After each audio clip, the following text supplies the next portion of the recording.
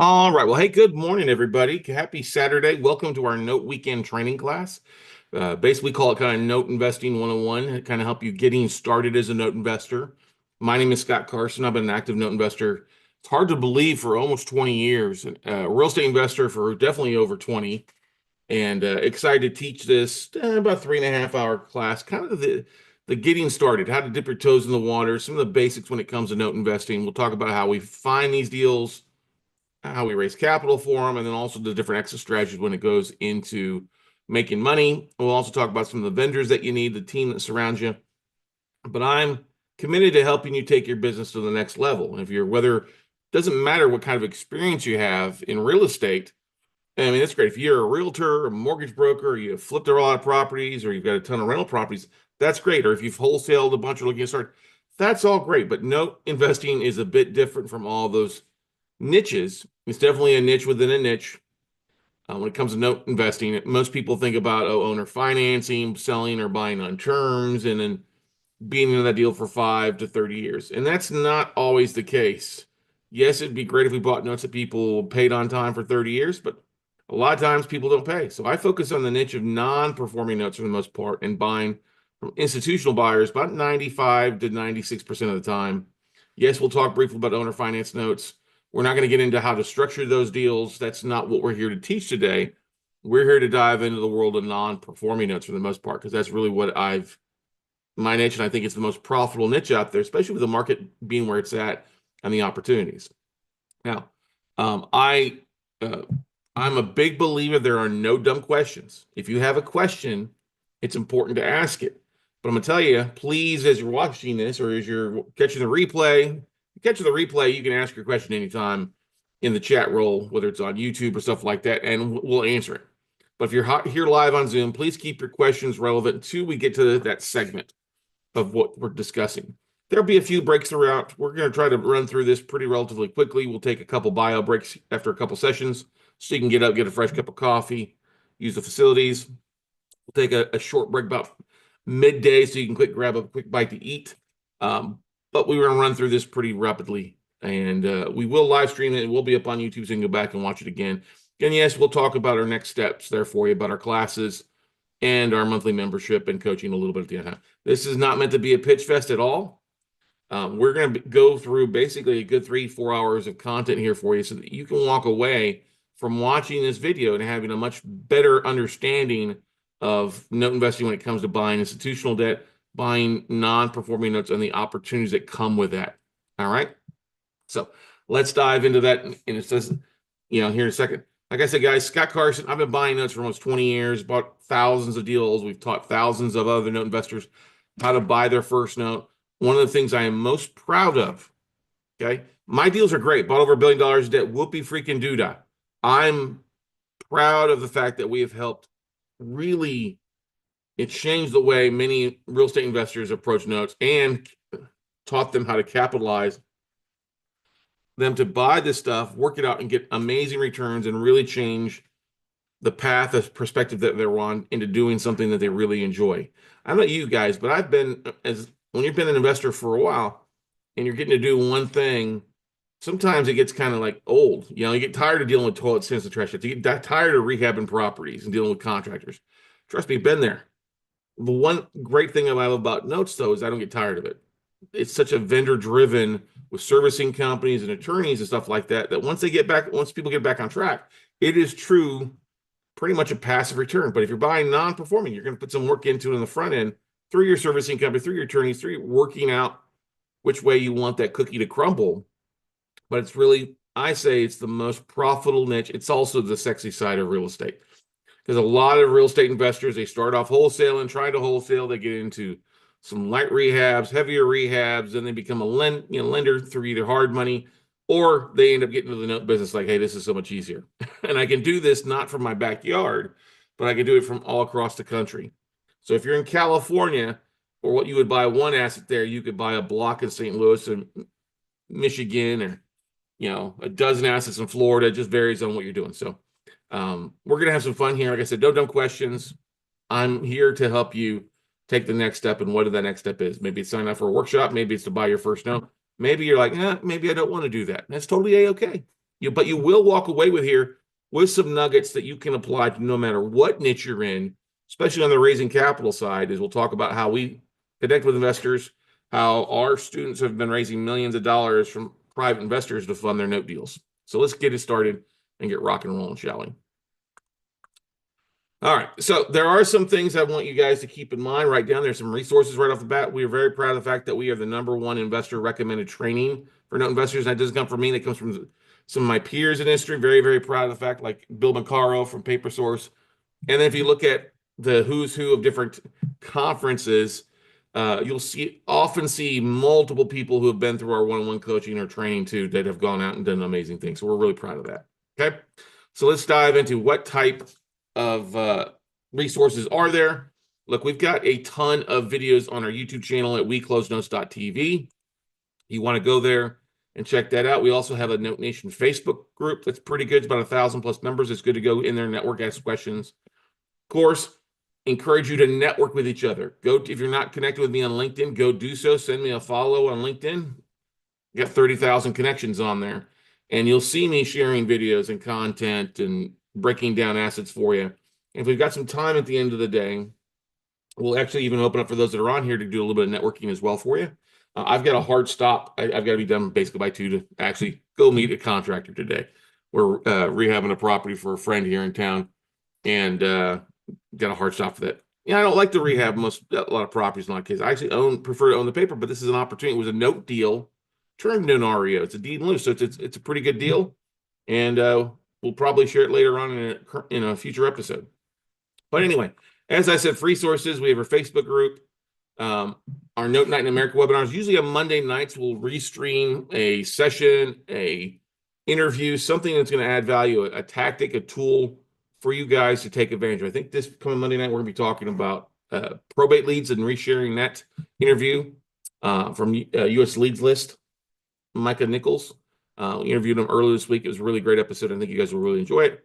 Of course, our YouTube channel is the #1 YouTube channel for note investors out there at weclosenotes.tv. Go there, subscribe, and you'll be up to date on everything we publish. And then, of course, we've got talkwithscottcarson.com. That is my booking link to get a slot on my calendar. I'm sorry. So if you go to talkwithscottcarson.com, keep that in mind. That's why we change the name on Zoom here, so you have the ability to schedule a call with me at any given time. All right. Now, if you go to schedule call and there's nothing available, just shoot me a text message. I'm glad to say, let me open up something for you, or schedule time outside of that. But also, we do have our next steps is upcoming here in April. It's our next 3-day class, notebuyingfordummies.com. You can check that out. We're running a special on that. We have a monthly membership for $97 a month that gives you access to some tapes and extra training and coaching calls and stuff like that. And then also we have a one-on-one coaching program, which is the best in the industry, that really helps you buy your first note, your first 20 notes, whatever your goals are.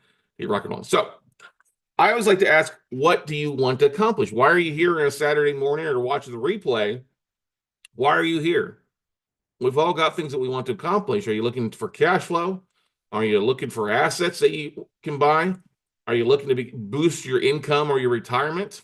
Like, hey, I need to come up with retirement. Or, hey, JOB is not going to give me enough. What is that? Are you just tired of being tired and chasing the next strategy? Like a lot of people at different real estate clubs, they go from 1 week to the next week or 1 month to month. There's always some new strategy they try to dive into, but they don't seem to be able to have any momentum with it. All right. Are you looking to put money to work? You're like, hey, Scott, I came into some money. I've got a 401k I need to put to work. I've got a self-directed IRA that's just sitting on the side. What are you looking to accomplish today? Whatever your why is, I'll tell you that right now, we can help. Okay. Now I know that sounds maybe a little arrogant, but it true is. Maybe it's not something that we can help you with, but we can put you in the right direction. We can actually put you with somebody. If it's through us, great. If it's not, we're glad to help you take that next step and help you accomplish your why, whatever that might be. Okay. And there is no wrong answer to this question. We have some people that, hey, I'm just looking for notes as a hobby. I want to buy 1 or 2 notes a month, maybe. I've got other folks like, no, I want to buy 20 notes a month so I can replace my income from the job that I hate or the career that I hate. Whatever it is, hey, don't stress about it. We can help you do it. All right. We can definitely help you take your business to the next level. Okay. All right. Let me do one thing here.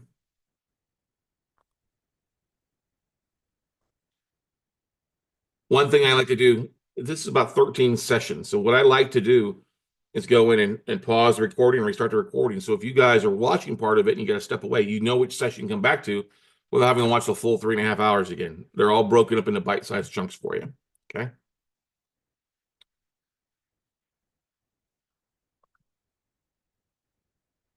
All right, everybody, let's dive into the different types of notes that are available out there in today's market for you. Now, you're going to hear me talk about institutional versus non-institutional debt. Okay. Now, what does that mean? Well, institutional debt is notes, mortgages that have been written by a lending institution, a bank, a hedge fund, something like that. Non-institutional debt is your owner finance notes, your contract for deeds from an individual, your land contracts from somebody. And you'll end up buying a lot of both of these, okay? But they kind of break down into a variety of things. You have residential first liens that are performing. You can buy performing notes. You're not necessarily going to buy a performing note from a bank, but you can buy a performing note from an individual like me. Maybe I have a list of notes that have been performing. I'm looking to sell off and recapitalize my money. We've got a portfolio for sale right now from one of our coaching students who's looking to recapitalize, is looking to sell some of the notes that were once non-performing that have now been reperforming for a couple of years. You've got non-performing stuff. That's where non-performing means the borrower hasn't paid in at least 90 days or longer. It's in default. And you can buy a lot of that stuff. There is plenty of non-performing stuff out there. Don't let me tell you there's not. The way we show you how to find deals and how to market, you'll find plenty of non-performing notes for you. And the great thing about non-performing is you're usually going to get those from at a bigger discount. Now, some banks aren't selling stuff at a discount yet, and that's okay. Move on to the next. Okay. Now there are residential second liens or junior liens you can also buy that are performing or non-performing.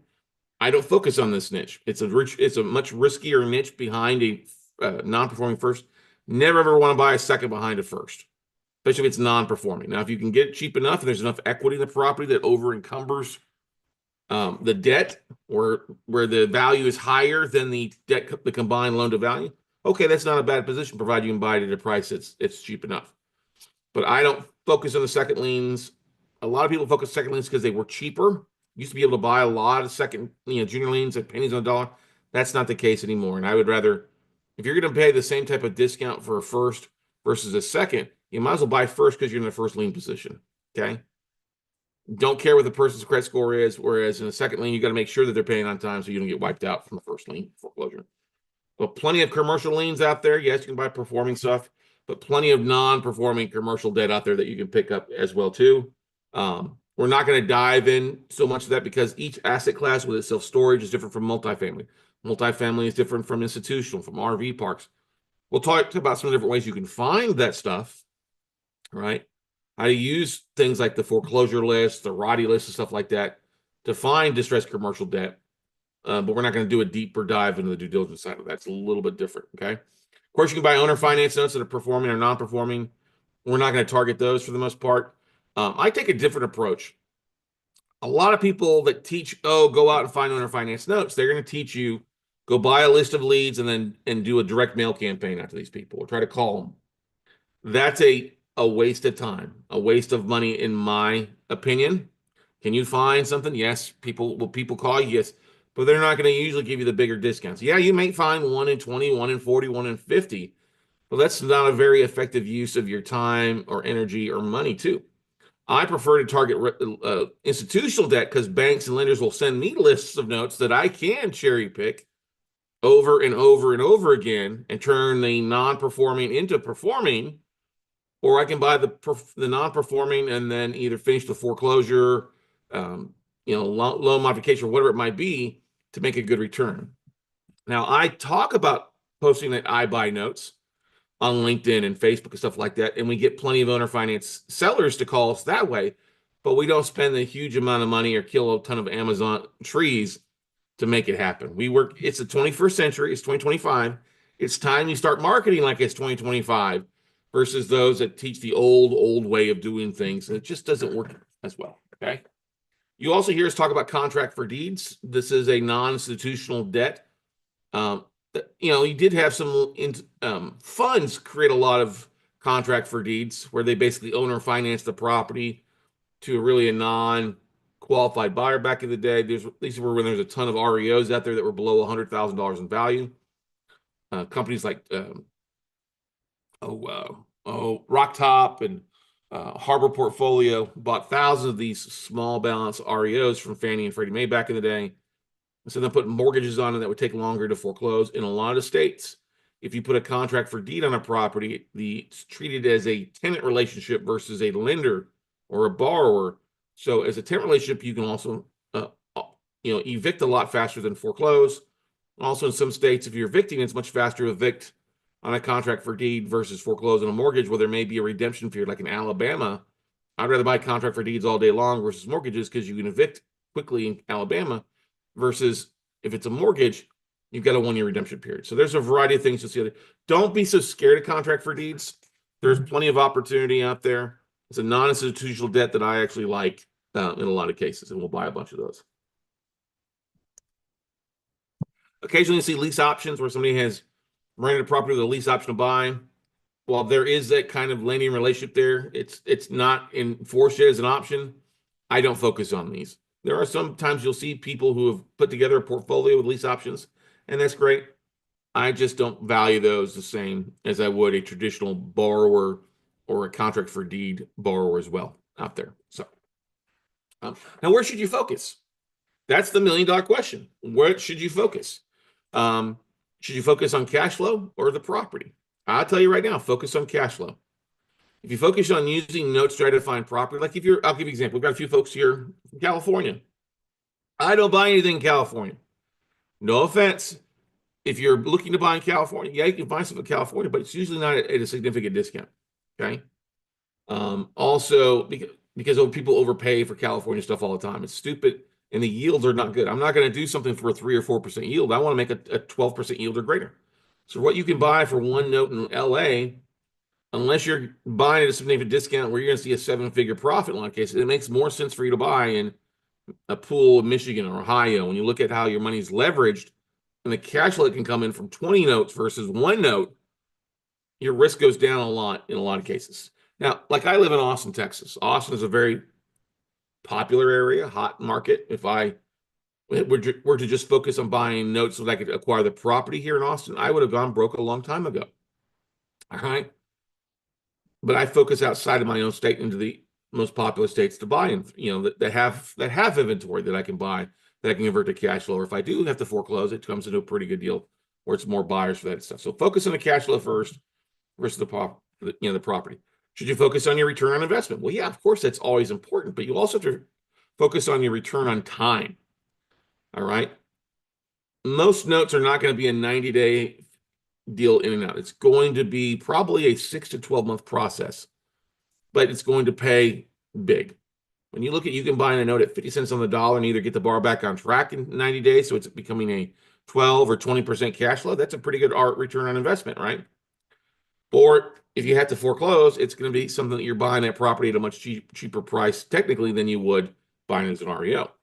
Obviously, state inventory always has a very important aspect of it. You're going to see more stuff, in, like I say, Michigan, Indiana, Ohio. Those are my 3 favorite states for looking at stuff. You also have the Carolinas, North Carolina, South Carolina. You'll see quite a bit of stuff in Florida, but I'm avoiding Florida right now. Insurance and the HOA stuff like that. So, and your inventory levels are always going to change some. Now, if I see something in Miami and I can buy it cheap enough, and I've got friends down there that are looking for that, and they know the issues, great. I'll broker the deal to them, or I'll flip it to them. But I mean, I've bought hundreds of properties down in Florida over the years by buying the notes. Your markets are going to change. It just is what it is. Okay. Pricing obviously has something to do with it. Okay. Miami of Ohio should be cheaper than Miami, Florida. Okay. Austin, Minnesota is going to be cheaper than Austin, Texas. All right. So know your pricing, and it also depends too on how much equity a borrower has. If there's negative equity, meaning they're upside down, there is no equity, pricing is going to change some as well too. Now, time is also important. As we talked about earlier, what's your why? Is this just going to be a side hobby of 5 to 10 hours a week? And that's completely fine. That's completely fine. You can put in 5 to 10 hours a week and make plenty of deals happen. If you're looking for 20 to 40, you can definitely do that too. If you got a full-time job and you only have a couple hours a week, then you probably want to focus on the passive side, either of lending or maybe buying reperforming notes that are performing and give you a double-digit return in your retirement accounts. That is up to you to decide. I can't decide that for you, right? But I will guide you through it. That's why I always encourage you guys, if you're watching this, book a call with me, talk with scottcarson.com. I'm glad to kind of walk you through things. I'm going to tell you though, if you call me and you haven't watched this all the way through, I'm going to tell you go back and watch this all the way through. Don't waste my time by asking questions that can be answered here. All right. Because there's a lot of great stuff on here. One of the great things that we have put together over the years is a presentation on how to make six figures in your next 12 months. So if you go and check out this website, bit.ly/100K in 22. Yes, it's 22. We've got a new one in 2025. I haven't changed the link on it yet. But go to our YouTube channel, Six Figures in 2025. It's a great plan of action for you to acquire, especially those that are doing this on a part-time basis, how to acquire one note per month. That's bringing in $300, $400 a month that you're not responsible for the property management. And over 12, 24 months, if you're buying one note at that rate a month, you'll bring in six figures in your year, 10 grand a month in cash flow. Okay. All right. And that's just giving you a ballpark of stuff. Now, I'm always amazed when I talk to landlords, I ask them what kind of cash flow they're seeing. They're saying, oh, 200, 100, $300 a month. I'm like, that's not worth my time, ladies and gentlemen. That's one, removing your profit for the month. That's one AC service check. Somebody coming out, a plumber to fix something. That's going to ruin your cash flow for the month. Not worth it. Okay. Nobody calls the bank when the plumbing gets clogged. Nobody calls the bank when the air conditioner stops working. The bar is responsible for that. So it takes a lot of the headache and the minutes of dealing with toilet sinks and trash outs and termites too along the way for us. So check it out. Okay.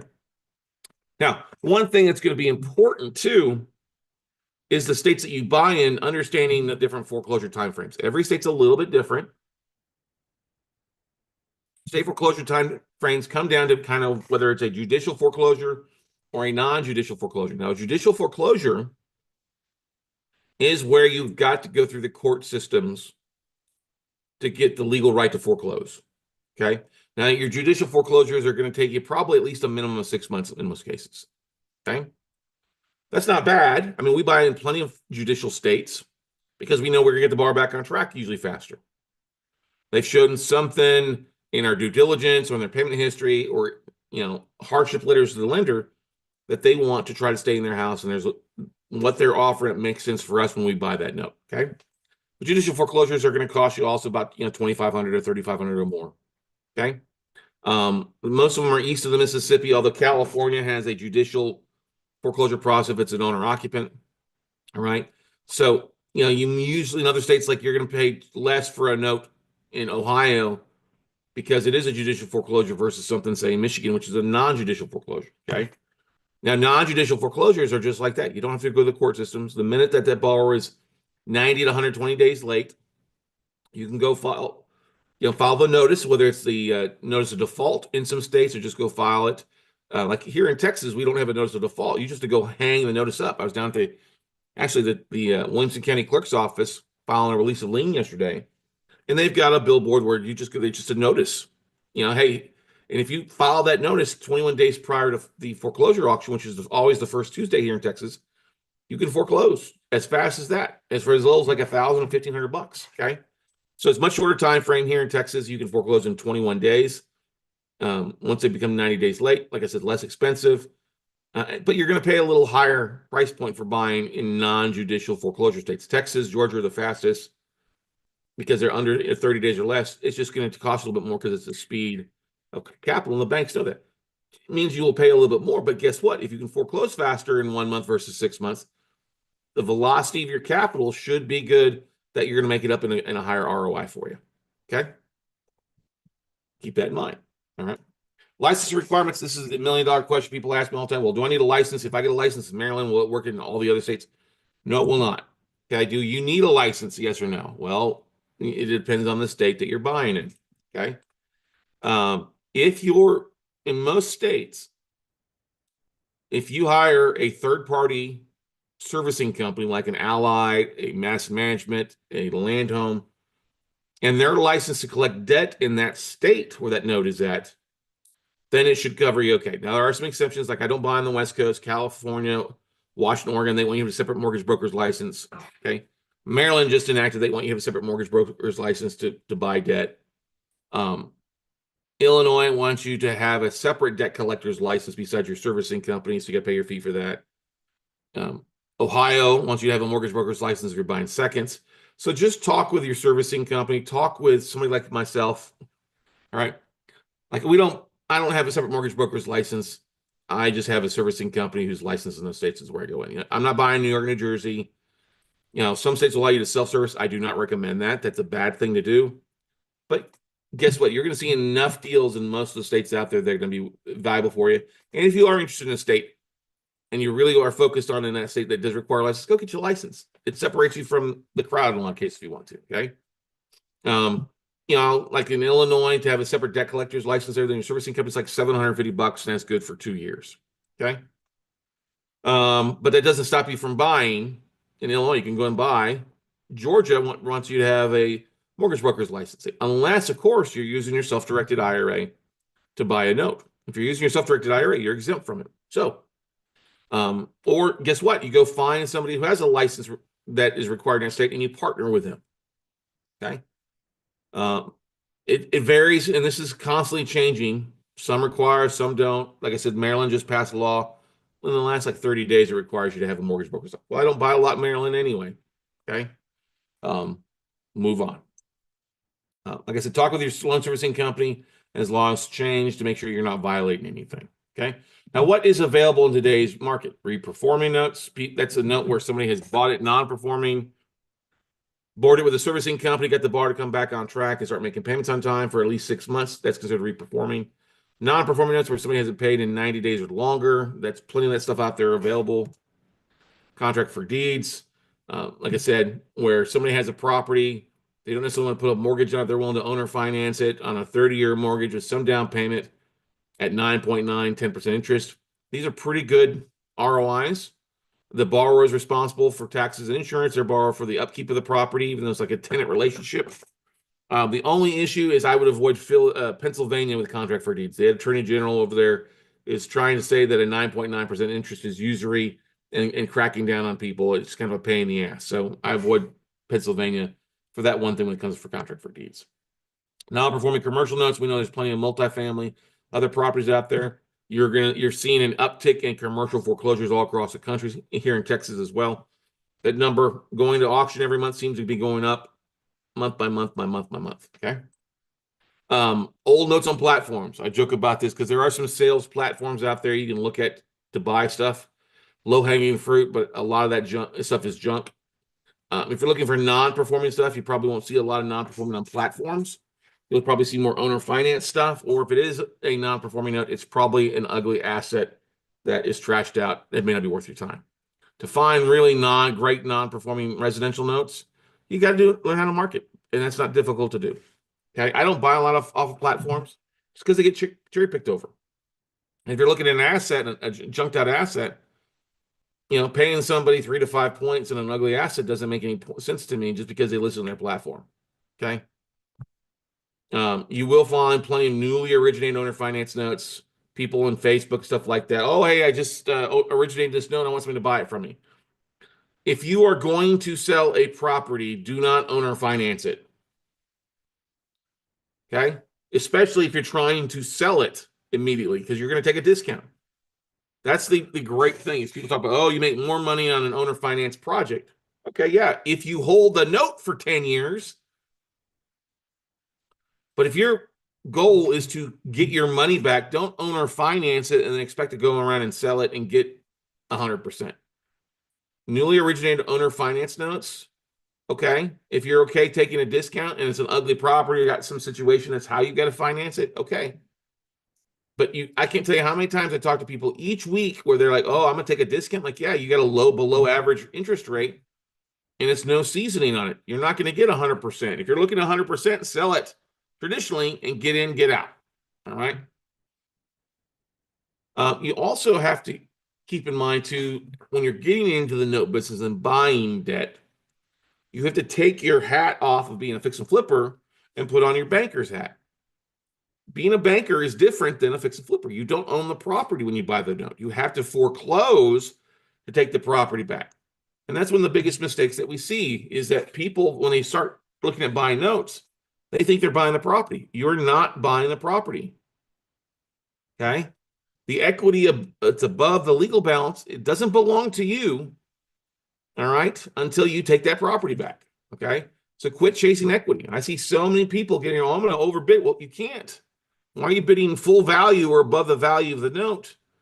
You're not going to end up with a property. It's a hard thing. I've had realtors, people that worked for me for a while that I'm like, listen, you got to get this through your head. You're not going to get the equity on this deal probably. Now, if you do, great, but that's like down the road. It's not a guarantee. All right. So one of the most important things you can do is as you start looking at notes, looking at tapes that come in, tapes is basically a spreadsheet that may have 20 to 2,000 notes on it, is you have to start, when you're doing your due diligence, you have to start streamlining your product's focus, okay? There's a bunch of things. If you're trying out here, you're chasing squirrels and you've got that shiny object syndrome, guess what? You're going to falter. If you're one of these guys or gals that does a jack of all trades, doing everything you go to, this is not the niche for you. Okay. Note investing, if you're trying to do jack of all trades, go do something else because you're going to, yeah, you could buy a couple notes here and there, but you're not going to have success because you're watering down your message, your time, your marketing, trying to do all these other things. Focus on notes, and I guarantee you'll find plenty of deals if you streamline your process and streamline what you're focusing on. Okay. And streamline the products. Don't go chasing unfinished projects. I like single family homes, 3 bedrooms, 2 baths. I'll look at duplexes and fourplexes too. The single family homes or condos that I can take down in a non-performing side that's occupied, that gives me more strategies to get the bar back on track. Okay. I'm a note investor. I'm a banker, not a fix and flipper. Okay. That's why I like occupied properties. I get more exit strategies. Vacant properties, you're going to get deed in lieu or foreclosed on. You're not going to get the bar back on track. Okay. Now, I have bought notes where I knew my whole goal was to foreclose on that asset because that was really going to be the better route for me. I'm not going to mess around with the bar because they've just completely for 2 years been playing games. I don't play games. Homie don't play no games, right? Right. But like I said, when you start getting in notes, you're going to be maybe a little overwhelmed. Like, well, where's the deals? Where's the duds? Start focusing on specific things. We'll walk you through a little bit of that later this afternoon. Okay. And your number one strategy when you start calculating the stuff is what's the cash flow going to be if I get them back on track? If they just start making their minimum payments again, what's that cash flow going to be? Is that a good deal? If I get them making double payments, what's that yield going to be? All right. So there's some things to keep in mind. The second strategy would be taking back the property and doing a fix and flip. All right. I am not a fan of taking back and leasing out or then taking back and then owner finance the property out or treating it a rental. It's not a good return on investment and it's going to drive you bonkers. Okay. Any questions before we dive into note sellers and where to start finding some of the stuff? All righty.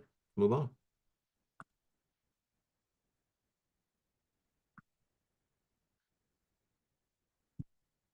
Second, check and see if we've got some questions here from YouTube real fast, everybody.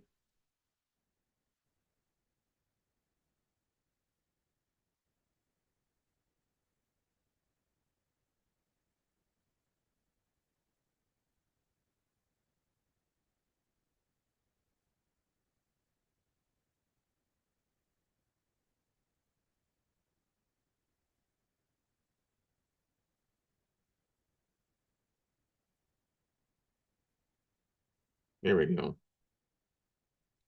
Good morning to those that are joining us on there. Hey, Albert, good to see you, buddy. All right. Move on. Session 3.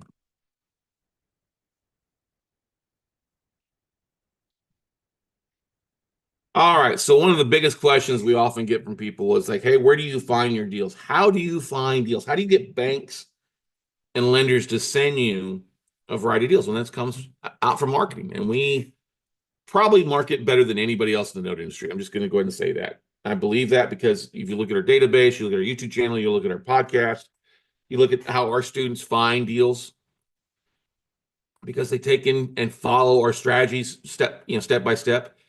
You can't half-ass anything here, okay?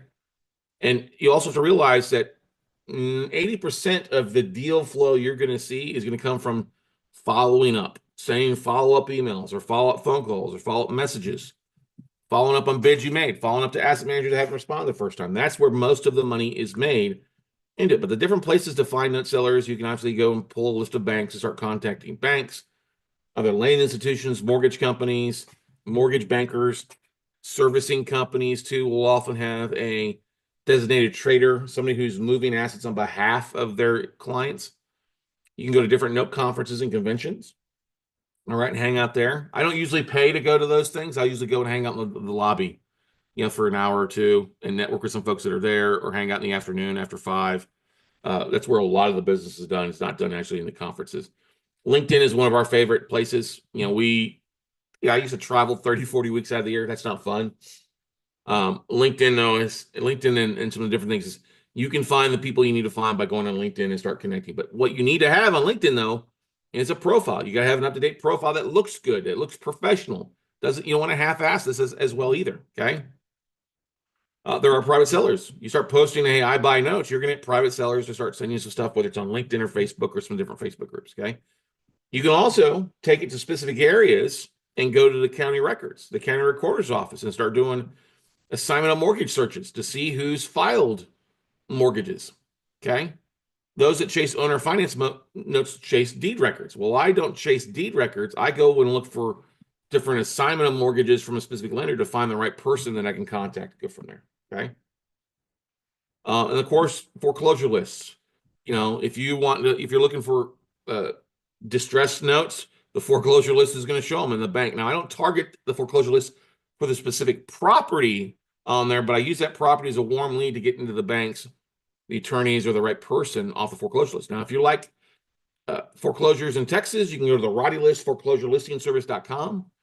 If you use the discount code WeCloseNotes, that'll knock $20 off. That's good for here in Texas, whether it's your residential list all across each county, or you use the commercial list here. Once again, it's flsonline.com is the website for that, and the discount code is WeCloseNotes. You can also go to foreclosures.com, and that'll be something that's good across the rest of the country. There's also, if you're on the West Coast, you have County Records Research, which is a company that handles like California, Arizona, and Nevada as well on the West Coast. Okay. We've done a longer deals webinar that you can check it out. Finding Note Deals is a great webinar that we've done. Check out that link to learn more about the different ways and do a deeper dive in the ways that we find note sellers. Okay. Now, if you're going to be contacting banks using LinkedIn to contact the right asset managers, there are specific bank department names that you want to contact. Okay. You want to look for people that have a title of Special Assets Department or Special Assets Manager. That's going to be your larger institutions. Okay. Now, you're not going to buy from Bank of America, Chase, Citi, Wells Fargo. Don't call them up and say, hey, I want to buy a note from Bank of America. Not going to happen. Don't waste my time. All right. They don't even know who to contact to buy a one-off note. All right. And you're going to have to buy a $50 to $100 million tranche of notes to do it anyway. Okay. Many of the mid-sized banks and real estate investment trusts have a secondary marketing department. That's good to check out. Secondary marketing department. You can do a whole loan sales department for REITs and insurance companies to find portfolios or notes available for sale that they're trying to move off their portfolio. And when you start getting into banks, credit unions, I don't really target credit unions a lot. Most of them are too small. I don't target small one-off banks most of the time. But you can go to the chief credit risk officer and search there. You can also look at some of the different conferences that are going on. Look for people that are in the secondary marketing or special assets department, or even the capital markets. In some cases, they will handle the note sales as well for you. Okay. So right there should be one of the most important slides of this whole event for you to learn what department names to use when you're jumping on LinkedIn. Okay. That's the easiest thing, is to automate your LinkedIn outreach. And that's one thing we've done for years, is pull different lists, use a service called Octopus CRM to help automate our connection requests going out to asset managers. Okay. Now, there are some other websites out there. You can go to laneguide.com. This kind of lists a variety of different bank departments, been around for 40 years. It's pretty good. But check out laneguide.com. You can go to bauerfinancial.com. Bauer Financial actually publishes the quarterly reports that banks and credit unions have to file for their FDIC insurance. It's called something different with credit unions, but You can actually go to Bauer Financial and call them up and order a list of banks who have 5 branches or greater, and they will literally send you a spreadsheet and talks about how good they are, ratio wise, percentage wise, and there's a lot of great information in there. I've seen banks who have the biggest amount of their portfolio upside down or underwater, or how much in default on the residential, or how much is in default on the commercial side. Now, it's not going to give you the perfect contact number. It's going to give you the president of the bank and a normal 1-800 number. But if you use Bauer Financial, then you can contact LinkedIn to find somebody in the institution, or go to LendGuide to find maybe an internal department to the special assets manager. Okay. FDIC.gov publishes quarterly reports. You can check that out. You can also use DistressPro.com for that. That's going to cost you a little bit more. For Distress Pro, I like the whole, let's buy a list and go from there. Now, here in Texas publicizes their licensed banks, licensed mortgage brokers, or licensed loan officers, or licensed servicing companies who have a license to do business here in Texas. This is a great list to purchase and then market to and say, hey, what do you have in your books we can get rid of? Okay. Now, I've got a friend who did a great job of downloading that list and sending an email blast out, but he said, oh, I'm with Scott Carson. These guys don't know me from Adam. All right. Now, if you're a one-on-one coaching student, I introduce you to banks and lenders and hedge funds, but this is just a generic list of about 5,000 contacts that give you emails and stuff like that you can reach out to. Okay. Other states will offer up different licensing websites too, that you can download a list of licensed mortgage bankers there. But a lot of states are going to the national MLO, National Mortgage Loan Originators website, where you can search for that for an originator or a broker individually, but not in bulk. It's okay, but I like Texas. All right. Because it's given me a list for years that I can use. I can download this list, and you used to be able to just go straight to the website and download it. Now you've got to call in and request it via email, and they'll send it to you. Okay. You can also use Scotsman Guide. Scotsman Guide is something I've used for years. They've changed up the website. It's not as easy to find stuff, but what they do, how you use Scotsman Guide is go in and send it, go on there, upload like a lending scenario, especially on the commercial side, of what you're trying to do, of what type of asset you're trying to target on the commercial side. It'll give you lenders, and those lenders are who I would contact to say, hey, I see your portfolio lender. Do you have anything on your books that you're looking to get rid of? Okay. Some different platforms out there. You can use paperstack.com, which is okay. There's about 100, 130 notes on there at any given time. It's not a bad place to kind of walk you through the process. And some of our students have bought their first note on PaperStack with our guidance. But I've always found much better deals in other places, or by doing my own marketing. Okay. Watermark Exchange is still around, but it really doesn't have much. But it's a good, good idea of what a website should look like. Asset Servicing, you can reach out to Asset Servicing and talk to one of their asset managers. They have notes that they trade on behalf of their clients and others on a pretty regular basis. Dev Expert, they've been around for a couple of years. It's kind of recycled stuff from PaperStack. FixedNotes.com will have some like second and third liens, a lot of junk on fixed notes. Not a lot of good quality stuff, especially first lien. But better stuff is at 10x and auction.com. You can see stuff that's usually going to be commercial stuff on the 10x side. What we do with that, though, is not bid through 10x, is that we find out who the lender is who's foreclosing, and then reach out to the director to get other stuff that they got. Okay. Mission Capital Advisors and Debt Exchange are going to be big boys. There's also the Note Trader Exchange out there, which is a possibility for you. I've never bought anything from them. It's supposed to got some stuff, but most of the stuff I'm buying is direct from banks and different other brokers that were on their list to get. There's not like a true Note MLS where you can log on like you would trying to buy a property in your area. You've got to do the work here, which makes it, I think, actually much more valuable to us as marketers, because you've got to do a little bit of work. You've got to do something that most people are not going to do. 90% of people or more are not going to send an email blast out to their database. If they do, they might send it once and not do it on a monthly basis or bi-monthly basis. That's where the real magic is in the marketing. Okay. Questions about the different places to find kind of notes for you. No, I didn't give you a lot of names, and I'm not going to give you a list of my hedge funds. That's reserved for my students. But like, you could go to Essence Servicing and click on investors, and there's a drop down for David Polio. Fill out his NDA and send it in to him. And you get his email list. There's a bunch of different ways. If you Google mortgage hedge funds or note selling hedge funds, you'll find some traders. Just always be, buyer beware. Before you buy some are good, some are bad, some are just straight up shady. So reach out to me. And their inventory is always going to change. Some of these are basically good. Others are like, not so good. Let's move on.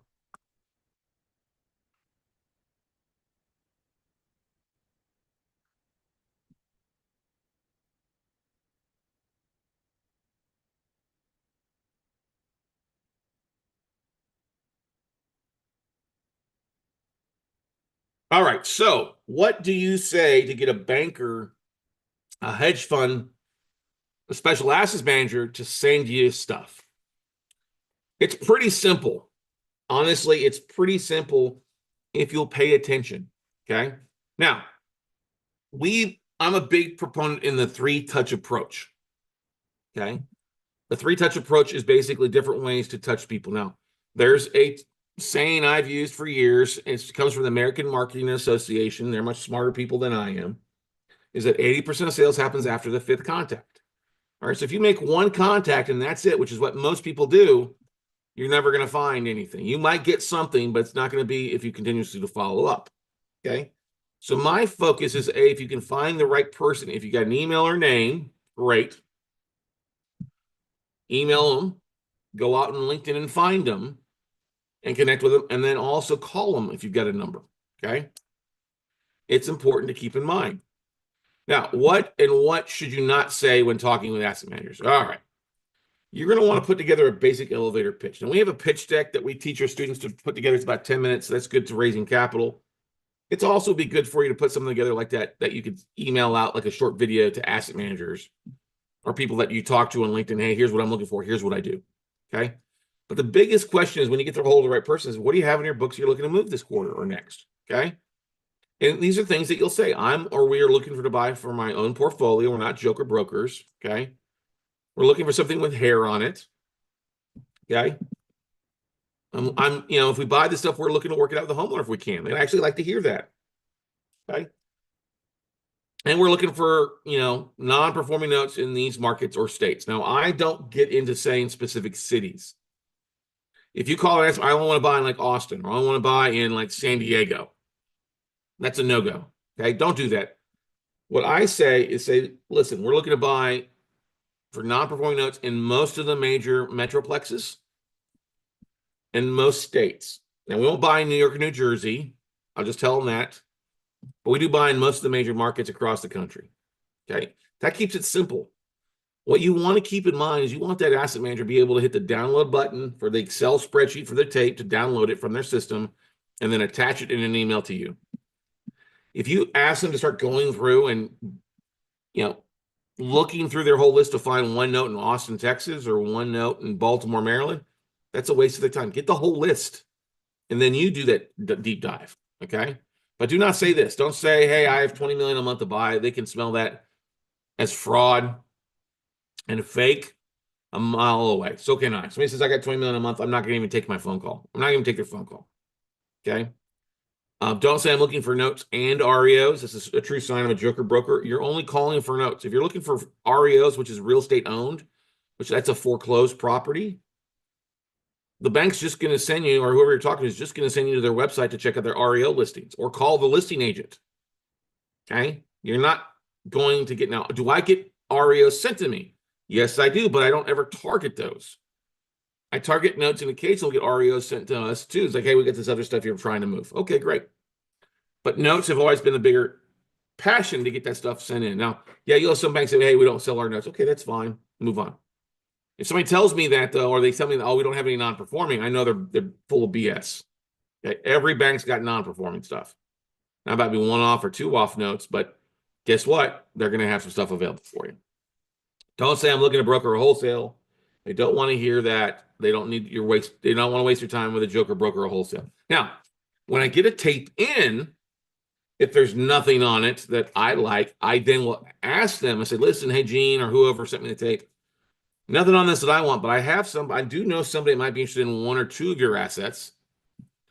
Would it be okay if I shared those assets, that information with them? Because most of the time the banks are going to make you sign a non-disclosure agreement, an NDA. And that says you're not going to go blast it out there. That's fine. But that's why I say, hey, I got somebody who'd be interested maybe in this property here, that property there. Could you put yourself in for a point or two? Yeah, you could do that, broker it that way. It's much more smarter than saying I'm a broker joker, okay? Or I'm blasting stuff out. Don't do that, okay? Don't say I represent a buyer's rep or buyer's mandate. Ugh. That just makes me vomit. Or I'm looking for anything. Send me anything you have. First, second, residential, commercial. That screams joker broker as well, okay? When people ask me, what do you buy? I'm buying non-performing first. I like, residential up to 1 million. And I like commercial, small balance commercial. 2 to 5 million is kind of the best aspect of the small balance commercial. Anything above 5 million is probably getting gobbled up by hedge funds. Okay. But that's what you want to keep in mind. Don't say these things and don't say I'm looking for a specific code or city. That's just a waste of time. I like Austin. I live in Austin, but I buy outside of Texas. I buy all across the country. It just adds confidence. Because the same thing too. They'd rather deal with one person who's buying in multiple states than one person looking for one zip code. Just not a pain. It's just too much of a pain in the ass. Okay. Now, best times the email bankers, if you've got an email list, is to send it multiple times. Okay. But if you got like doing an email blast out, send it out on a Tuesday, Wednesday, or Thursday, either morning or afternoon. All right. Between 10 a.m. and 3 p.m. their time. Okay.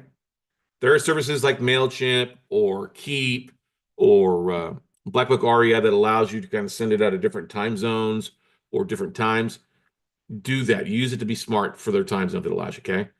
The reason is you send it in the morning or your first email you send out, you're going to see about a 10 to 20% open rate the first time, okay? But make sure your email is professional. Make sure it's got your logo. Make sure you've got a link to your LinkedIn. Make sure it's not just in text. Do an HTML. Okay. HTML will automatically convert it to text as well for you. Okay.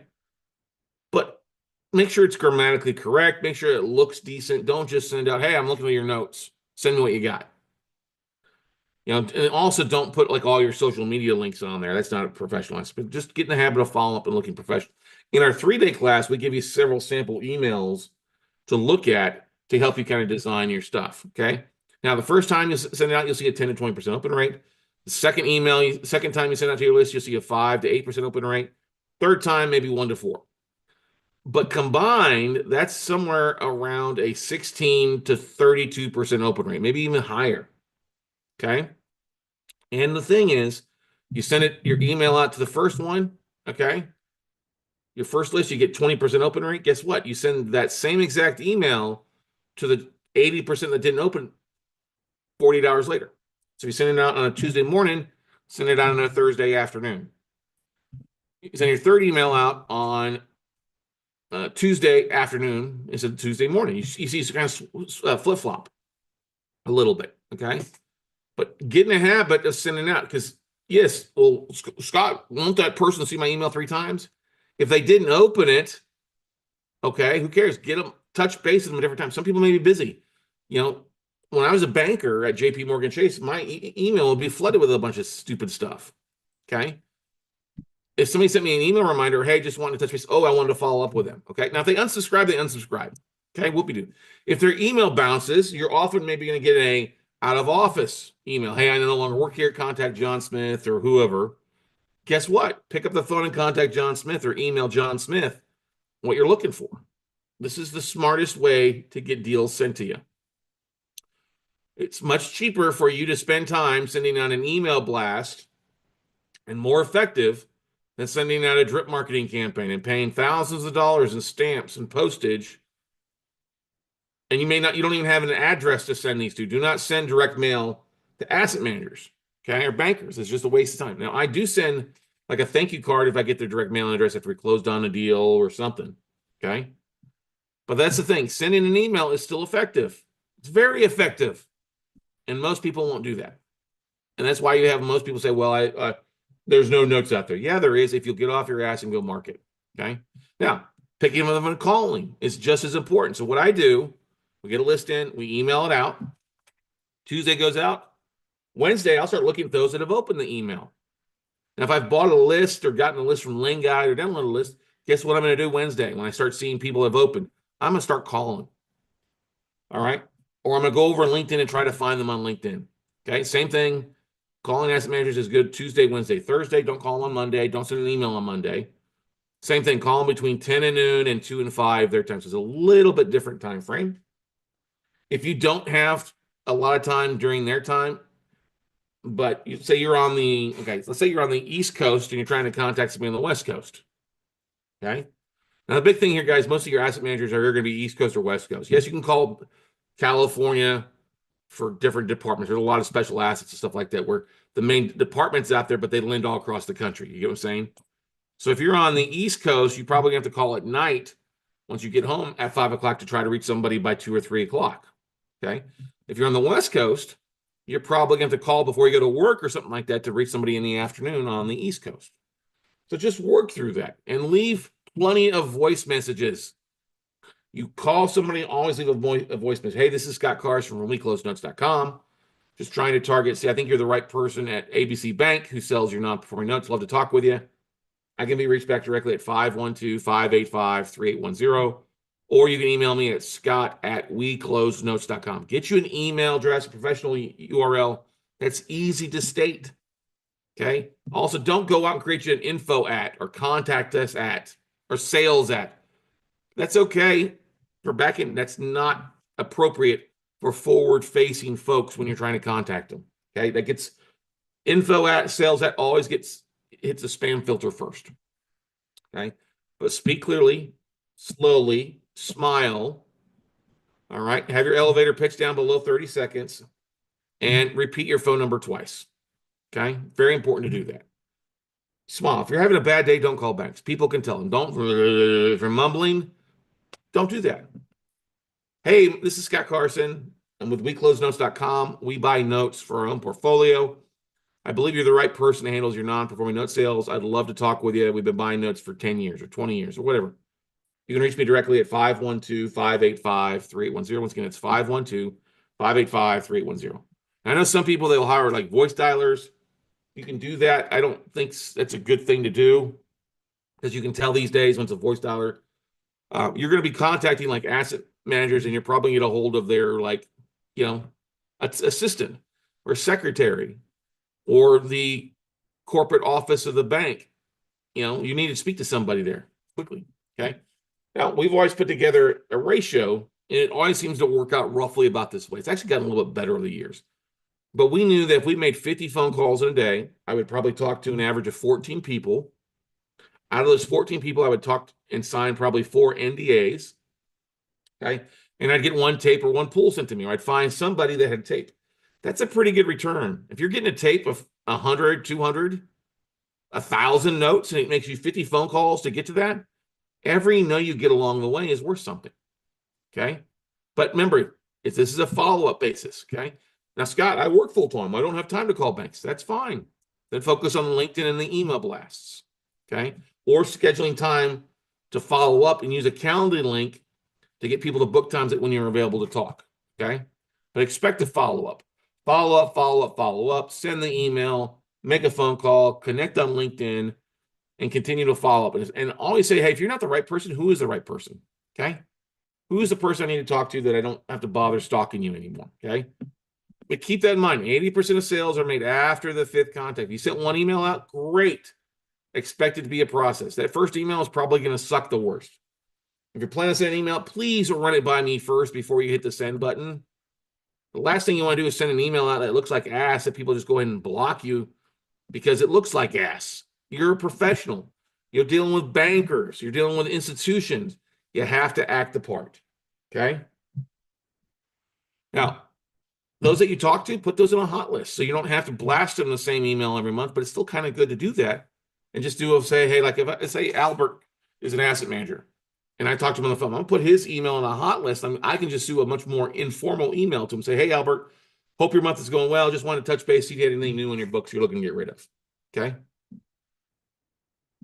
His name is going to be on the hot list. It'll be a little bit different than my main asset manager list, but I'm still going to drip market in the main asset manager list every month. You never know who's going to see. And like I said, if somebody leaves or out of office, spend time to go into your out of office responders and see who says what. You can often find some great contacts in there as well. Okay. We've called asset managers for years. There's a long 4-hour video of me calling bank asset managers on this link. Go watch it. You'll hear me talk to asset managers, hear some of the conversations, the things that I say, things I don't say to are just as important. and kind of the responses back and forth for you. So it's good to check it out. Okay. One of the things too, we give you scripts. We show you exactly what to say in our 3-day workshop.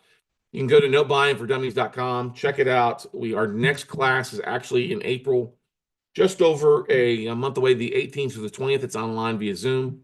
We had an in-person class here about 3 weeks ago here in Austin. We'll do that again later in September, an in-person class again. But our online class will be a lot of the same content, diving in. It's me teaching it for 3 days. We'll have a few guests along the way, but it's an opportunity for you to dive to. It's really, really great.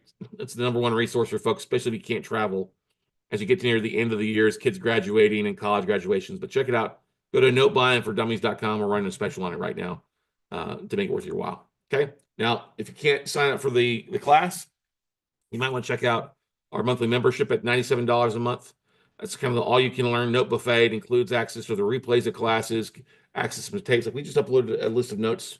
Actually, we uploaded quite a few lists of notes for the last 2 weeks to our students there to take a look at. It gives you access to the replays. $97 a month, biggest bang in the industry out there for you. Go to noteumbrella.com and get signed up for that. That's noteumbrella.com to get signed up for a monthly membership. Okay. All right. Let's take a quick 5-minute break, everybody. 5-minute break. You get a fresh cup of coffee, run to the bathroom, and then come on back at 11:04 right now. So let's have you just come back at 10 minutes after the hour. Okay. Great.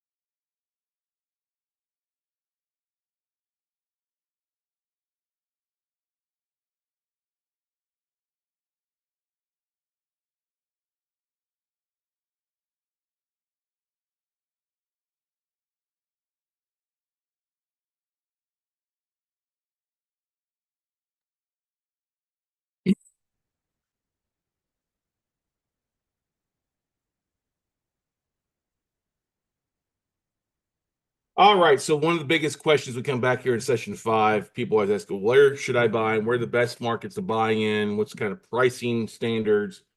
How do you price a non-performing note, that kind of stuff? And that's what this is all designed about, to help you out there. Now, I'm a big believer in transparent pricing in a lot of cases, especially if you're buying a note from me. I'm not going to buy a note from a portfolio or get a portfolio sent to me and then jack it up $30,000, $40,000 and take most of the meat off the bone. I'm buying from my own portfolio. I don't feel the need to say, hey, let me go ahead and slice off all the profits or you make a skinny margin. Some educators want to do that, and that's fine. Let them do that way. I believe there's plenty of inventory, plenty of great deals to go around that you don't have to be beholden to me. If you're going to buy a note from me, there's going to be a fee probably involved with it, but it's going to be a smaller fee, a wholesaler fee. If I'm getting a really good deal, I'm going to give you a really good deal on the back end side too, but I'm going to make some profit as well. Okay. If I'm wholesaling notes, I'm not going to charge you a ton. Like we're working on this portfolio of performing notes. Well, performing notes, you can't charge 20, 30 grand. I'm like, hey, just give me 1% off whatever the funding amount is as my fee for helping you buy that note or helping you sell that note. Okay. That's pretty normal when it comes to the profit margins on a performing note. But let's dive into some stuff and help you answer that bigger question. So, market expectations here, markets can vary based on the popularity. Like I said before, Austin, Texas is more popular than Austin, Minnesota. Miami, Florida is more popular than Miami of Ohio. The values, obviously, when the median value of homes is like 500, that's going to be different than say where it's 100,000. Okay. Pricing in Ohio is cheaper than it is here in Texas. Also, foreclosure timeframes. New York, New Jersey, huge. New Jersey's got about a 2-year foreclosure timeframe unless it's a vacant property in 6 months. New York is like 3 years. That's why I don't buy there. And you can buy a lot of cheap stuff there, cheaper stuff, but it does not make it a good deal because it's a difficult market to evict somebody or to foreclose. Okay. Also, you want to stay probably away from the rural areas, the small markets, unless you have intimate knowledge of that area. Like I grew up I'm a South Texas boy. Okay. Grew up down small town near Corpus Christi called Ingleside. I think there's 10,000 people there. Okay. It's 3,000 when we moved there years ago. Okay. I would not buy that if you're brand new. Like Albert, who's out in San Diego, it doesn't make sense for him to buy a note in Ingleside, Texas. It's too small a market. He doesn't have the connections. In small markets, there's less realtors, there's less people to go out and force stuff, there's less buyers, right? So stick to most of those, decent sized cities. I say 50,000 greater. That will help you out. Okay. Now, as you get going, it would make more sense for you to buy in those areas if you have teams that can go take care of it. If it's near a major city that you like, that's good. Okay. But like I said, I don't want to buy something out in the middle of the country, where it takes 20 minutes, 30 minutes to get there and there's nobody around. That's not a good thing unless you're looking to buy land. Now, I'm looking to buy some land. I don't mind buying a little rural if I'm going to buy some acreage or a house with some acreage on it that I can take down.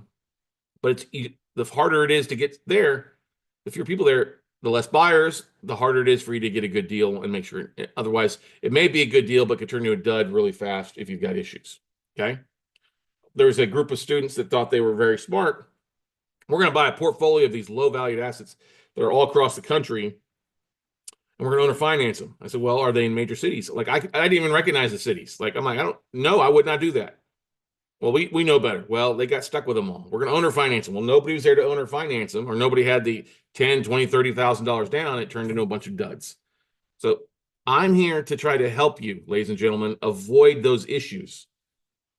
Now, if you lived in that area, and we've got a lady that we're helping out. She lives in kind of rural Arkansas. She's owner financed or got like 40 properties. She's owner financed. She's got a niche there. Okay.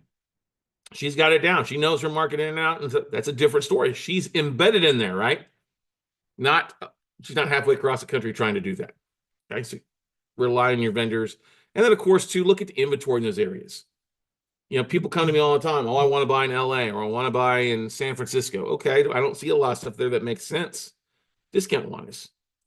All right. Oh, I'm buying in Portland, Oregon. Well, good for you on that. If you don't live in those neck of the woods, you probably don't want to be buying in that neck of the woods. Okay. Now, what is hot? The most expensive note markets out there. It doesn't mean it makes sense. Hot means that they're most expensive. California is still overly priced. Arizona is cooling off. There's actually some really good deals. I actually like Arizona. Get a lot of California buyers who buy in Arizona and Nevada as well. Texas is always really the number one state people like to buy in. And you'll see some stuff here. We've seen more stuff here in the last year than we have seen in a while, all across Texas, Dallas, here in the Austin area, San Antonio, Houston, South Texas is kind of stuff that we've seen. Never saw a lot of stuff down in Corpus Christi and above, but we're seeing more and more of that stuff. Okay. Nevada, you see some stuff there. Georgia is also hot because it is a fast foreclosure state, but you've got to have that licensing thing. Okay. Stuff on the West Coast. Yeah, if you get something there, okay. I wouldn't buy it for myself, but there's plenty of people out there that'll buy something important in Washington State. Sell it to them. Don't make that part of your headache. Okay. Now, what's not? The least favorite markets, New York, New Jersey, just avoid them like the plague. I don't buy in Kentucky. Kentucky's got a weird law where they want you to have if you're buying under your own name, a personal bond of $500,000. If you're buying an LLC, $1 million bond. Just too expensive, and there's only really two cities, Louisville and Lexington, I'd buy in anyway, but most of those I would just go elsewhere. Okay. Kentucky's like one of those states that's just easier to buy an REO in. Okay. Avoid Chicago, avoid Cook County. It's horrible to foreclose there, especially if you live out of the area. Just avoid it like the plague. Trust me, you'll be happier by not buying in there. And then also, too, as you start getting in tapes, you'll start seeing how to slice and dice. Start reading of stuff that's below $30,000 of fair market value. Now, I bought a lot of low value stuff a decade ago because markets were different. But right now, if it's under 30,000, it's probably a POS. That stands for piece of excrement, if you know what I'm talking about. Okay. Also, too, here's another thing. Flip this thing. Avoid high equity note deals. Because the fact is, if it's got a ton of equity above the legal balance, okay, the lender is going to want you to come in 80, 90 cents of the dollar. Now, some states that might be good. Other states, that's going to be way too skinny. Okay. Like I had some offers in from a hedge fund that we buy from, and they had some stuff that was like $100,000 value. They were owed 40,000 was the balance on it. I offered 20. They came back and wanted 90 cents of the dollar. They want 36. I'm like, look, that's great for you guys. But if I foreclose on this asset, if I paid 36 for it, 40,000 is the legal balance, I only got $4,000 potential in profit. It's going to cost me half of that to foreclose. And that doesn't make any sense. Now, can I flip the coin and roll, go to Vegas and roll if it sells at the auction? And then if it doesn't sell, I get the property. That's great.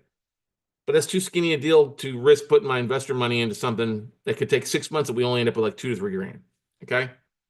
So just keep that in mind. You'll see me talk more about this if you're part of our coaching and stuff like that, in helping avoid deals that avoid those deals, focus on stuff that makes sense. Okay. Now, where is the most inventory at? I've talked about this: Ohio, Michigan, Indiana, Illinois, outside of Cook County, but you'll see plenty of stuff in those 4 states. Okay. Used to be Florida was in a lot there. You still see a lot of stuff in Florida. Missouri's starting to peak up there. Also Kansas some. Florida, I would really, if you want Florida stuff, stay inland. Stay away from the coast right now. The insurance costs will kill you. Avoid condos. Condos are about to be a nickel a dozen, basically. Especially on the higher rise, the older stuff with all the issues that they're dealing with. And they still may not make sense to buy them at that. Okay.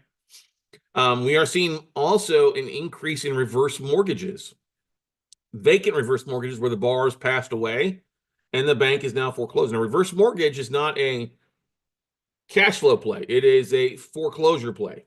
Okay.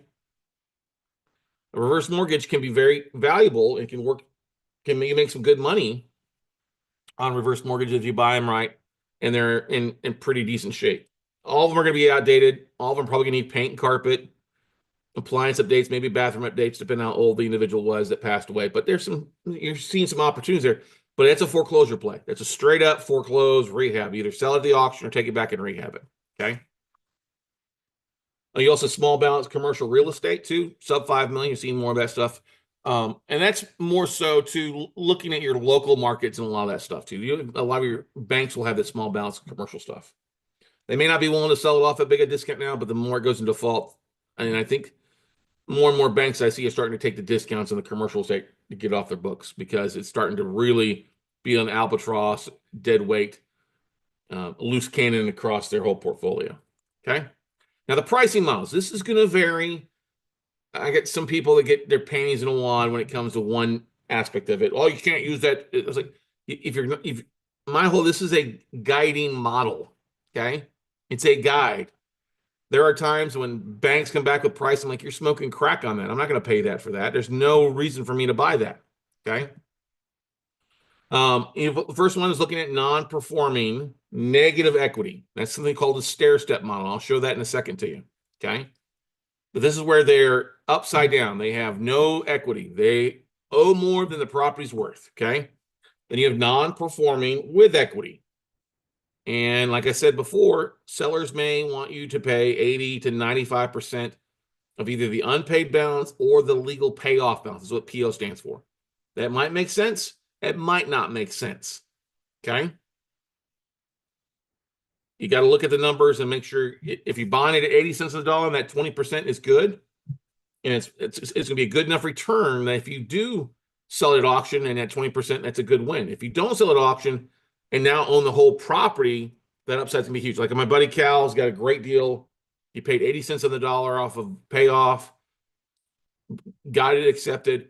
He worked out a cash for keys deal with the borrower, which enabled him to walk away with more profit once he finishes selling the property. He gave the borrower some money of their equity, so they avoided a foreclosure, got out of the property, and now he owns the whole property. Okay. Contract for deeds. We've seen pricing at 30 to 60% of less of the UPB or the fair market value. Most of these will also have equity now in a lot of cases. So 30 to 60%, especially if it's non-performing. If you start getting up to it's performing up, then refer to, probably 80 cents on the dollar if it's performing. Junior liens, don't waste your time with seconds. Sorry, just don't waste your time. I don't waste my time with them. Commercial properties, that'll vary by cap rates, the asset class, and what's going on individually. If you're interested in multifamily, you're interested in RV parks or self-storage, go get educated by somebody who's operating that commercial asset so you can understand how to read the numbers. Rent rates, comps are pretty easy for residential for you here, okay? Now, you're always going to submit a bid either as a percentage of the UPB or as a flat number minus taxes owed. Take the time to jump on the county websites, the county assessors, the tax assessors, to find out how much is owed in back taxes. You can do that before submitting bid, but it's pretty simple. You're not doing anything fancy. Either send in a spreadsheet with your bids or send an email and say, hey, here's the loan number. I'm making an offer at this amount. Pretty simple process, okay? Now, when it comes to the stair-step model, remember, we're talking about where they're negative equity, they're upside down. If you get down below here, start it and work your way up. If it's basically the asset has a value of $30,000, okay, or less, don't offer more than 25% of the fair market value. This is where they owe more. So if it's only worth 30, maybe they own 40 or 50 on it. Okay, well, I'm only going to make an offer at 25% of the fair market value. In this case, if it was 30, that would be $7,500 minus taxes owed. Okay, so there's $5,000 back taxes owed. I'm only going to offer $2,500. Okay, if you get something that's in the 30s, 30 to 39, 35% minus taxes owed, in the 40s, 40 to 40, 49, it'd be 45. If it's in the 50s, 55%. 60 and above, you probably need to be in the 60 range with negative equity. Okay, now that number may increase if it's closer to foreclosure. Like if it's almost like if you buy something in Texas goes to foreclosure next month, you might need to be at 70 cents on the dollar of the value if they owe more than the property's worth. If it's in New York or New Jersey and you're wanting to buy there, you'd probably be closer down to 60 or 55 because of the longer foreclosure time frame. Okay, so keep that in mind. It's just a guide. You can increase it or decrease it depending on the strategies or what's going on that can affect in a positive or negative manner when it comes to foreclosing. Okay. Now, I prefer to target occupied assets except on the reverse mortgage. Reverse mortgage, the borrower's dead. Okay. You're not going to get somebody to come back and start paying their mortgage from beyond. If you did, that's kind of a ghoulish business model, if you ask me. Okay.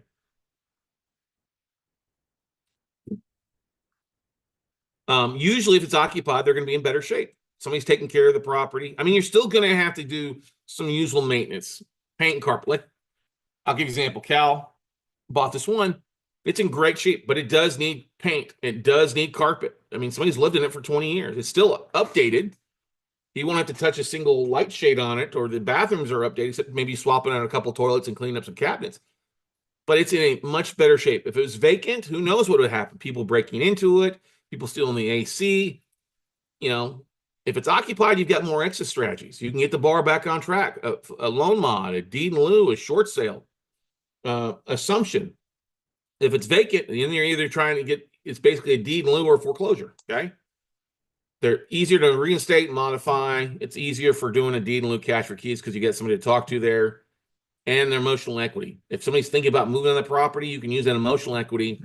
Especially, hey, instead of you moving out of the property, why don't we take that money you would use to move and deposits and put it towards your balance and keep you in the property?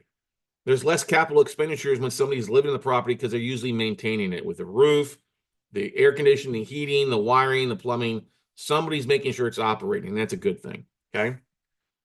That's the thing. If it's occupied, I look at, okay, is it occupied, or when was the last payment made? If they made a payment in the last 12 to 24 months, okay, somebody wants to stay in at some point. Let's figure out what's the issue and go from there.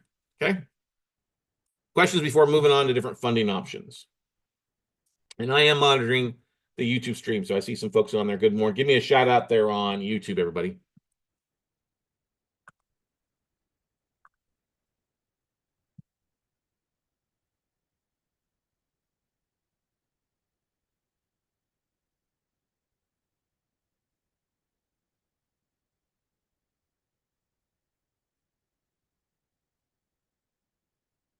Now, how do you buy a note? What are the different funding options for funding your purchase of a non-performing performing note? Now, how do you pay for a note? You're going to be paying in wire transfers, cash from your bank or your funding partner's bank or IRA direct to the bank, direct to the lender. There's not a traditional like closing at a title company like you would normally. There's no title being transferred. Okay.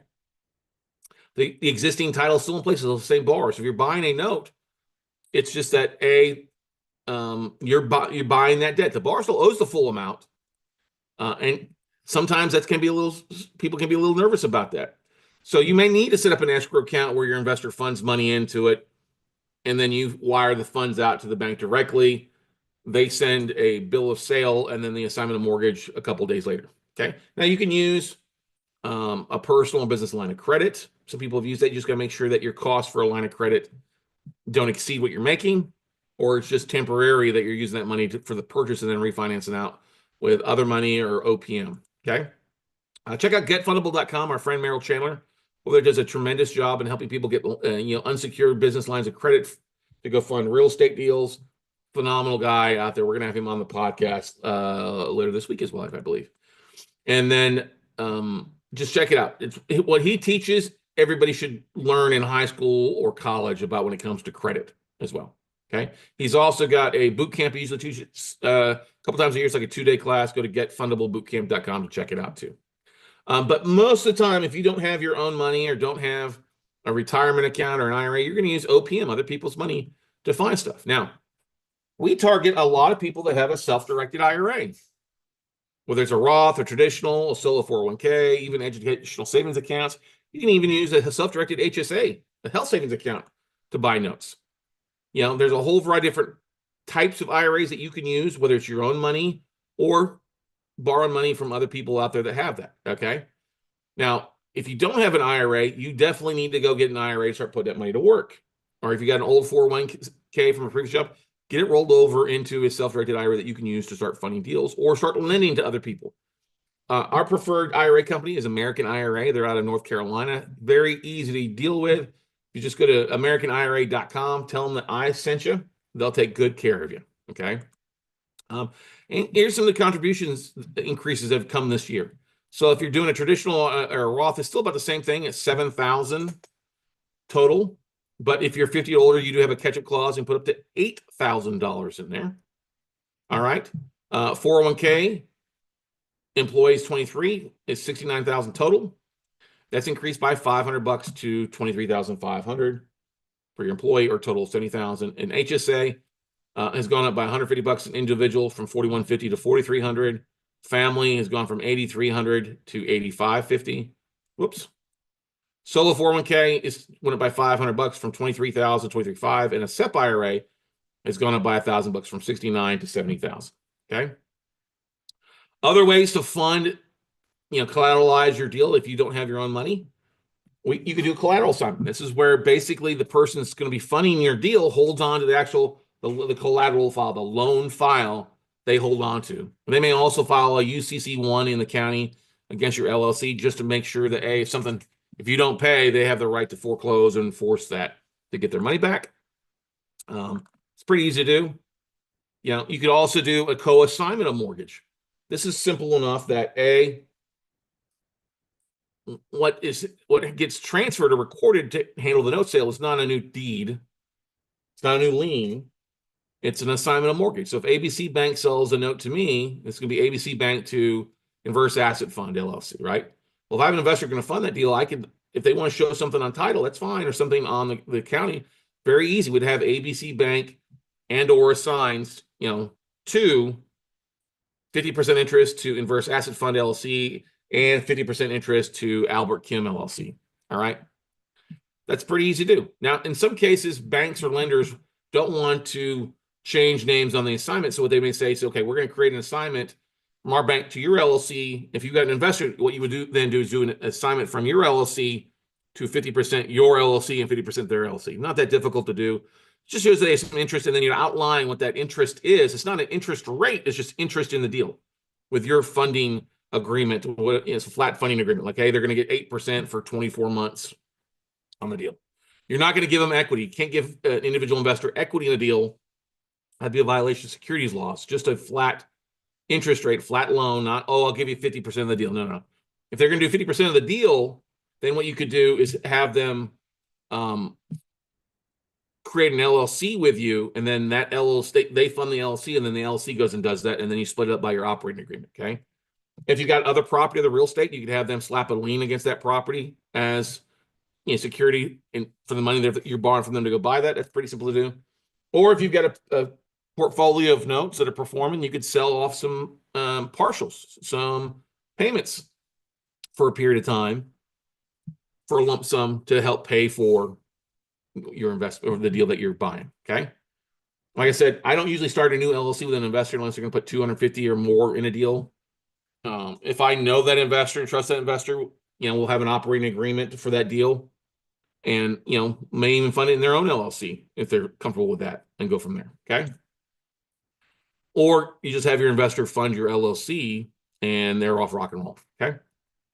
Now, people ask me all the time, will a bank give me a note loan? No, they're not going to give you a loan on a non-performing note. Banks will not lend on a traditional non-performing note. Now, some hard money lenders have local relationships with banks, so if they go make a loan for 200 grand on a hard money deal, they'll buy that note or collateralize that note to give them, say, 50 cents on the dollar of 100 grand to go do another loan for. Some will do that, especially on hard money loans where they're 6 to 12 months of short term. That's a way to cross collateralize. Some banks will even go 70, 80%, I found out too, to help you out with it. 50% or greater. All right. Now, some banks that we buy notes from, especially on the commercial side or when it's $1 million plus note, may be willing to carry financing on that note, but it's usually got to be a 7-figure note where, okay, so it's bringing full 7 figures, we're only bringing 10 to 20% of the note purchase. And once we buy that note, then it's the bank holds a collateral for it, obviously. And if we do foreclose, then it becomes an REO, and then the bank will slap a lien on the property in the first lien position, which is fine. They just don't want to lose that relationship, Commercial notes, they may even joint venture with you on the commercial notes. We've seen these on some of the banks that we bought, like Synovus Bank, on their loan sale agreement. They say, hey, if you're looking for some sort of joint venture partnership, outline the deal and negotiations, and we'll think about it, okay? But it's usually got to be on $1 million plus loan. You're not going to have it on a $30,000. But you've also, too, what's important thing is you don't necessarily need to have the experience in flipping that or doing that stuff, just as long as you have a team, somebody who's experienced that you can reach out to, a partner with on the deal, okay? And like I said, it's always better if you only have to put 10 to 20% down than putting 100% down, right? And buying the note cash, all right? Can you buy hard money loans? Yes, you can buy hard money loans, but hard money lenders won't lend on notes. They like short-term loans, 6 to 12 months. So they'll sell it on the REO side, but they're not usually going to lend you money on the non-performing note. They want to control the asset. Even though they're creating notes, they're in the note business, they just don't seem to get it aspect of things. Now, here's the thing. Since they're only usually lending at 70% of the property, they're usually not going to sell you at a big discount unless it's really in a rough area or is a tough shape on the deal. If they're going out of business, they may be willing to liquidate if they can, but for the most part, they're not. Now, you can buy hard money loans at usually a pretty good clip, 8, 12% or greater. If you've got some money sitting on the sidelines, that might make sense to do it because usually these deals are 6 to 12 months. But we have started to see a lot more hard money loans go into default as well. That makes for some interesting times. Okay. Now, the question is, well, Scott, if I'm going to buy a note, say at 50 grand, what else do I add to the funding agreement if I don't have the money to foreclose or don't have money to do the rehab? Well, here's the go. Look at the first thing you got to look at is the property taxes. Do you have to pay the taxes now, or can you wait to sell it, pay the taxes when you sell the property? If there's back taxes owed of more than a year, you might want to go ahead and pay part of the taxes. If it's about to go to tax sale or tax certificate, you want to go ahead and pay that off to avoid losing it. Okay. Look at your values from your broker price opinion or your CMA. Look at days on market. That's definitely an important aspect of things when reading your BPO. But then you may want to increase some stuff. Always put eyes on the asset, make sure it's the right asset that you're evaluating is the right value for that property, not an empty lot or a slab or anything like that. But these are some of the things you want to start putting in, like budget in your foreclosure costs, taxes, workout, servicing costs. You might even want to put in some, if you know it's vacant, you may want to go ahead and figure in that, hey, we need to go ahead and add some extra to handle the rehab if we take it back. Okay, clean out, paint, carpet, some of that simple stuff. Forced place insurance, you're going to need to put insurance on it. All right. So some of those costs can add up. If there's liens, HOA fees, stuff like that, that won't go away. Water bills from a previous tenant, expect to have to pay those. Okay. And you also probably want to put some marketing costs there, $500 to $1,000 in marketing costs. Some people will put asset management fees of 3 to 6%. I don't necessarily do that. If you're going to be managing a list, if it's going to be rental portfolio, stuff like that, that may be something different. But I usually will just slap a little bit extra, 500 to 1,000 in marketing costs for getting things recorded, costs of your email, other things you do, the BPOs and stuff like that. You may want to roll that in there as well. Okay. Now, most important thing is to stay below 65% of as is as best you can. Don't be going to 80, 85 cents of the dollar of value when funding that deal. That just starts to take away all the profit and it's kind of becomes a skinny deal. Stay that 70% of value of as is value, not after repair value. Okay. It makes you in a good position. Because there's always what you want to keep in mind when you're talking with investors is they're going to ask you what's protecting their investment. And these are the 5 things that we're only buying first lien. We're not buying a second lien. We're buying a first lien in the first lien position. The only thing that wipe us out will be God and taxes. Well, if we're going to pay the taxes, we're good. And then insurance, in case there's an act of God. We're buying at 70% of value of as is value or below. So we're always going to be in a good, we're making our own equity basically in the deal. We're using servicing companies, attorneys to collect and foreclose, do the professional heavy lifting. It's not me going out and trying to collect rent or collect payment. It's somebody who's licensed and has done thousands of these deals. I said insurance too. Forced place insurance the borrower doesn't have on in case of an act of God or stuff like that. We're protected, or an angry borrower. And then 5, we're always going to check title and the collateral files to make sure that we have the right. All our T's are crossed and our I's are dotted to make sure if we buy that note, we have the full right to foreclose, full right to modify it. If for some reason that doesn't pass the smell test, we're going to kill the deal and move on. We're going to make sure all the paperwork is in order. And that's the great thing I love about notes, ladies and gentlemen. You can do your due diligence. If something pops up value, collateral files missing, condition of the property doesn't look good, all right, or it's a trouble borrower, guess what? You're doing that on the front end. You can cancel your bid and walk away and not be penalized, okay? Great stuff when it comes to that.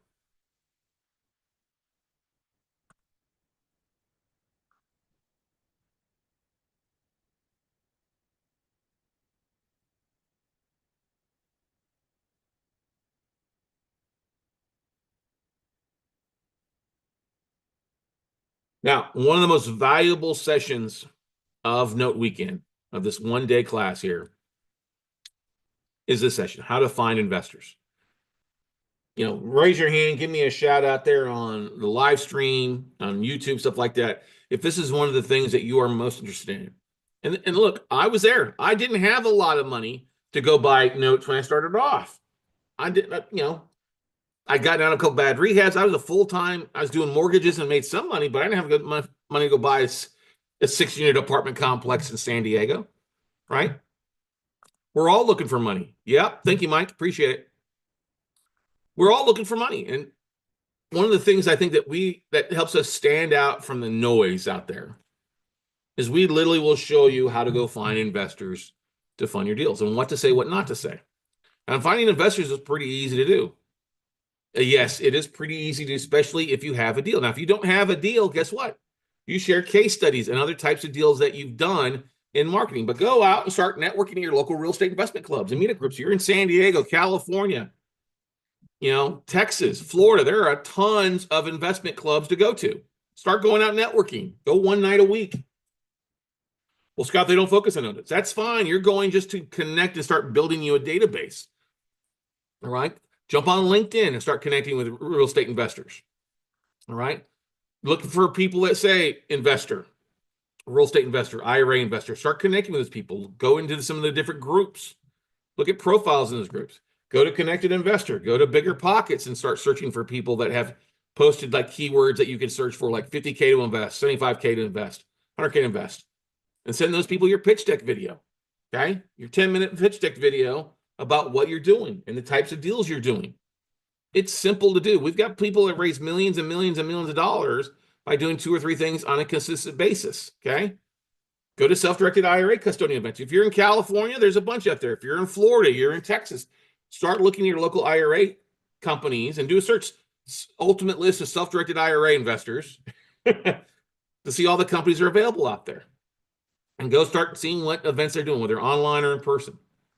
But we like going to the county records. We go to Netra Online, and this is a website you're going to want to go save somewhere, netronline.com. This basically is a website that pulls in all the different county records websites all across the country and every state that you can go to and click on. Look at the tax assessor in, Hamilton County, Ohio, or here in Austin, Travis County, Texas. It's a tool that we use not only on the due diligence side, but we do it on the capital raising side, because we go to the county appraisal districts and the county clerk or the county recorder's office to search for people who have used either their IRA to buy a property or to lend money out of that, okay, to other investors. And the great thing is you can get a ton of stuff from just doing a couple searches looking for a self-directed IRA custodian. So like if we go to the county appraisal districts, there's a whole bunch of different names out there, but like the biggest out there that you can search for is like Equity Trust. The second was Quest. Quest has been changed now. They've been bought by a different company, and that's okay. But if you go to like the appraisal district and you do an owner search, property owner search, don't search for like Bob Smith or Scott Carson or FBO for a benefit of. Actually type in owner names on the county appraisal and say like Equity Trust. Because if somebody uses their IRA to buy a piece of property, it's got to be titled Equity Trust FBO for the benefit of, account number 1234567 or Scott Carson IRA 1234567. Okay. So go search for that. You will find oftentimes hundreds and hundreds of people, depending on where you search. Now, if you're looking at a rural county, you may not see much, but if you go to major counties, you'll find something like Equity Trust is the biggest one. They're usually going to be somebody in every county that has something. Now, some counties will not allow you to search by name. Like in California, you can't do search by name. Sorry. It just is that the county appraisal district will not allow you to do this.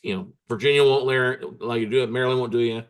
Minnesota won't allow you to do it. But guess what? There's still plenty of other counties across the country allow for you to search. And they'll often give you a mailing address. Heck, some of the Ohio counties, you can actually download the mailing address in a mail merge file. So it's easy for you just to send a letter campaign, a postcard campaign. This is something that this is the only direct mail that we do is that to IRA investors. Okay. Pretty simple to do. And it turns into a great way because guess what? If I'm contacting an IRA investor, a self-directed IRA investor who's already used their IRA to buy a property, lend money out, guess what? They're educated. They've got money. They've pulled the trigger. And guess what? You don't have to teach them about investing in real estate. Plus, guess what? It's got to be passive. They're using their IRA. They understand the passivity of using that. And that's great for notes. Okay. And if we get a name, if it gives us the name, we don't see the mailing address in there, we'll go jump on White Pages or Spokio and skip trace them to find a mailing address, an email address, or even a phone number. In a lot of cases, you can do a drip campaign to them via email or a text message blast. Okay. And like I said, we'll mail a letter or postcard, or we'll even start reaching out and see if we can find them on LinkedIn or Facebook and stuff like that to connect with them that way. Now, the county clerk, this will allow you to do a deed search. Now, this will work all across the country. Okay. And a deed search is looking for somebody who's lent money out of their IRA on a property, right? Same thing. You go to the county clerk or the county recorder's office. You do a property type search, either a deed or release of lien. Same thing. Type in equity trust. That's the lender. It'll pull up a list of people of deeds. Click on the deeds. You'll see the mailing addresses and the person names. It's a little bit more intense to look at the deed search history than it is the appraisal district, but still very valuable. And you'll know exactly how much money those people have lent, plus the investor they lent it to. So it's kind of a 2-for-1. Same thing, mail a letter, postcard, skip trace and contact them on social media, and then rinse and repeat. Okay. Simple to do, easy to find, hundreds and hundreds and hundreds of investors that you reach out to. And honestly, ladies and gentlemen, you don't need a lot of people. 2/3 of all IRA investors have 150 grand or more in their account, in their IRA account, and they have other accounts. So all you need is about 6 to 10 people to raise $1 million in private capital in the next 90 days. Okay. Now you can also buy custom lists. You can go to do a search for, buy a list of IRA owners that are not specific to like a equity trust or a Quest trust company. You can ask for them those that have 150K or more, and do it by a city, a state, or a county. You can purchase a list of employees. If somebody's working for Apple or Halliburton in Houston, stuff like that, you can actually buy a list of employees who have pretty good high 401ks. The list will usually include the name, email, mailing address, and sometimes a phone number. There's 2 services that we've used for stuff like this, Melissa Data and exactdata.com. Okay. Now you're going to get a big list because they are only going to charge you somewhere between 6 to 14 cents a lead, but they want usually a minimum order of $1,000. So you're talking, if it's at 6 cents a lead, that's about 16,000 plus names and contacts. Your hardest thing is going to be to import those into your CRM to market to. Okay. So a little bit each day, but it may be more valuable for you to do that to start that marketing aspect. Okay. Now, where can you post for deals? Post deals from your past experience, post deals that you're evaluating, post other deals that are friends. If you get a tape in, map the deal on Batch Geo. So, hey, I'm working on a tape here. We're evaluating these 20 assets, but never mention safe or guaranteed. Those are 2 words you never want to mention in your marketing. Say, hey, we're looking for somebody who's looking for an above average return, or looking to make a flat 10% return on their money. Okay. Your short pitch deck video should include information about you, your focus, your company and team, your vendors, and the types of deals that you're doing. Okay. Now, qualifying investors is just important. As you're doing this outreach, not everybody's going to be a good fit for you. First thing, is part of why we like targeting self-directed IRA investors, is, are they currently invested in real estate? What have they done? Are they accredited or sophisticated? How much are they looking to invest? You got to ask that question, because you may be dealing with somebody who's got, $500,000 versus $5 grand. $5 grand is not going to do it for you. $500,000, okay, great. How long are they looking to invest? Now, when they start thinking about no investing, they're going to think 30 years. No. We're talking short term, 2 to 3 years. Okay. Get in and get out. If we buy the note for foreclose, we're going to sell it and be done in under 2 years usually. Are they active or passive as an investor? That'll determine the kind of returns that they're looking for. If they've been an active fix and flipper making 10, 12%, guess what? They're going to have to make 10 or 12%. If they've been passive or haven't done anything, the money's been sitting in their IRA account for a year or two, and giving them an 8% return is a pretty good yield that they wouldn't be able to get themselves. Okay. We use an investment questionnaire. We provide that in our 3-day class to help you go through the questions that you ask people, help you guide the process to make it work. Okay. But there are investors that you want to avoid. People unfamiliar with note investing or unfamiliar with real estate altogether. People wanting a short-term or a higher ROI. Well, I only want to invest for 90 days. Well, you're not a fit. Or I want 20% return. Well, you're not a fit either. Okay. I avoid most of the time people below 50,000. They're just kind of a pain in the ass. All right. It's too small amount anyway for you, a real good deal. And then also pay attention. Look at people's social. What do they say? Who have you invested with? What have you deals? If they start talking bad about somebody else out there, they're suing them, they're probably going to end up talking bad about you too. And one of the things that we ask in the investment questionnaire is, hey, have you been involved in a lawsuit? Have you sued anybody? What's that situation? You're just as much investing your time and interviewing them as they are kind of talking with you. See if you're a good fit. Okay. Ask for references, past partners, CPA, attorney, banker. That's just important to ask that, as is they'll ask that of you as well too. Okay. Always require investors to A, fill out the investor profile questionnaire, send you a pledge letter email, and that's pretty simple. Like, hey, Gene, can you send me a pledge letter, which includes a copy of your bank statement or your proof of funds from your IRA? I know there's 200,000 there. Just say in the email, hey, Scott, I'm attached my bank statement for my IRA. I'm pledging 50 grand of those funds towards you directly. Okay. Now, if they won't return these items, fill out the investment questionnaire, send you a pledge letter and a bank proof of funds, they're not going to fund. Okay. But if they're using a IRA, make sure it's with a true self-directed IRA custodian like a Quest or Trust. If it's with Schwab or AG Edwards or Chase Bank, they're not going to allow them to fund that deal into notes or real estate. Okay. If it's in mutual funds or stuff, it takes 3 days alone for that investor to trade out of those funds into cash and then transfer it over to their new account. So you got to really understand they could take a week or 2 weeks for somebody to move money around to get to work for you. So ask these questions on the front end and help guide them on their path to getting this deal done. Okay. This is important. Always have paperwork created by an attorney. Okay. Your funding agreement should be something that's definitely created. Allow a CPA or their attorney to review, but also make sure if they have questions, great. Ask them, are they invested in real estate? If they're not invested in real estate, an attorney can screw shit up faster than anything else out there. Okay. Always use agreements. But part of using the agreements and using your executive summary to create or pitch deck is to look more professional. If you look like ass, people are going to think you're going to invest like ass. Okay. Your agreement, no matter who it is, even if it's your mom or your uncle, it always outlines what happens when things go wrong. Most investors can't make 6% or greater in the market because they're too lazy to put it to work. Guess what? Don't give them more than that. Okay. If the money's making 0%, 6% is an above average return to them. Okay. I was always amazed when I was a banker. There were people that would move hundreds of thousands of dollars from one bank to another bank to make an 1/8% difference on a CD. Go from 4 to 4 1/8 or 4.5, 4 1/4. Understand that you have the gold. He who has the gold makes the rules. In this case, the gold is not the money. The gold is the actual deal flow. Okay. As far as payments and communication go, if you're making payments to people in their IRAs, just make it quarterly. Avoid the monthly thing. It becomes a kind of a pain in the ass paperwork-wise and then fees. So just do it once a quarter. Okay. Most of these people that are using their IRA aren't living on that money, and once a quarter with interest payments or waiting until the end of the deal, if it's a non-performing note, is fine by them. Set up a portal like Basecamp or Dropbox or something that you can help with the communication, just so that they see what's going on and you're communicating with them. Never pool money investors together. One investor per asset. If you need 3 investors to fund a deal, make those 3 investors go create an LLC together and you borrow money from the LLC. Okay. Now you can put your money with somebody else's money to go make things happen. Just gotta be careful about that. Okay. Make sure you structure it properly. All right. Trust your instincts. If somebody's a pain in the ass on the front end, they're going to be a real pain in the ass if the deal goes longer or something starts happening and it drags out longer. Okay. All right. Let's move on to marketing.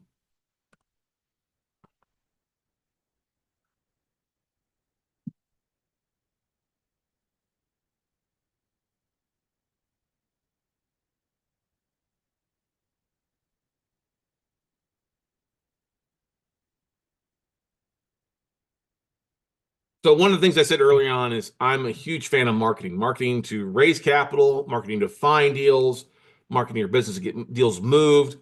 We do probably the best job of anybody out there when it comes to marketing our note business. Okay. Marketing our podcast, marketing everything else out there. This is one thing I really enjoy. And this is one thing, guys, you don't have to be me to get things done, but you do have to embrace the marketing side and sharing what you're doing with your audience through a variety of different tactics. And every tactic's a little bit different. You don't have to do it all, but you do have to pick something and start doing something on a regular basis. If you're not marketing your business or sharing what you're doing with your audience, you're going to have a hard time raising capital. You're going to have a hard time finding new deal flow as well, too, for you. And once again, 80% of sales are made after the 5th contact. Okay. Expect to post to social media. Yes. Oh, I hate social media. I hate Facebook. I hate Twitter.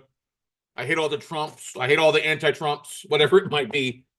Guess what? Go to LinkedIn then. Okay. Create you an email list. You got to start posting somewhere. And you can use services like buffer.com or hootsuite.com to kind of automate the posting, scheduling, pre-writing it. Okay.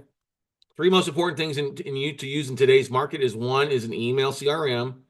Keep Black Book REI, our preferred vendors, sending an email blast out to your database on a weekly basis. Okay. LinkedIn, automating and connecting with asset managers or investors on LinkedIn on a daily basis. Okay.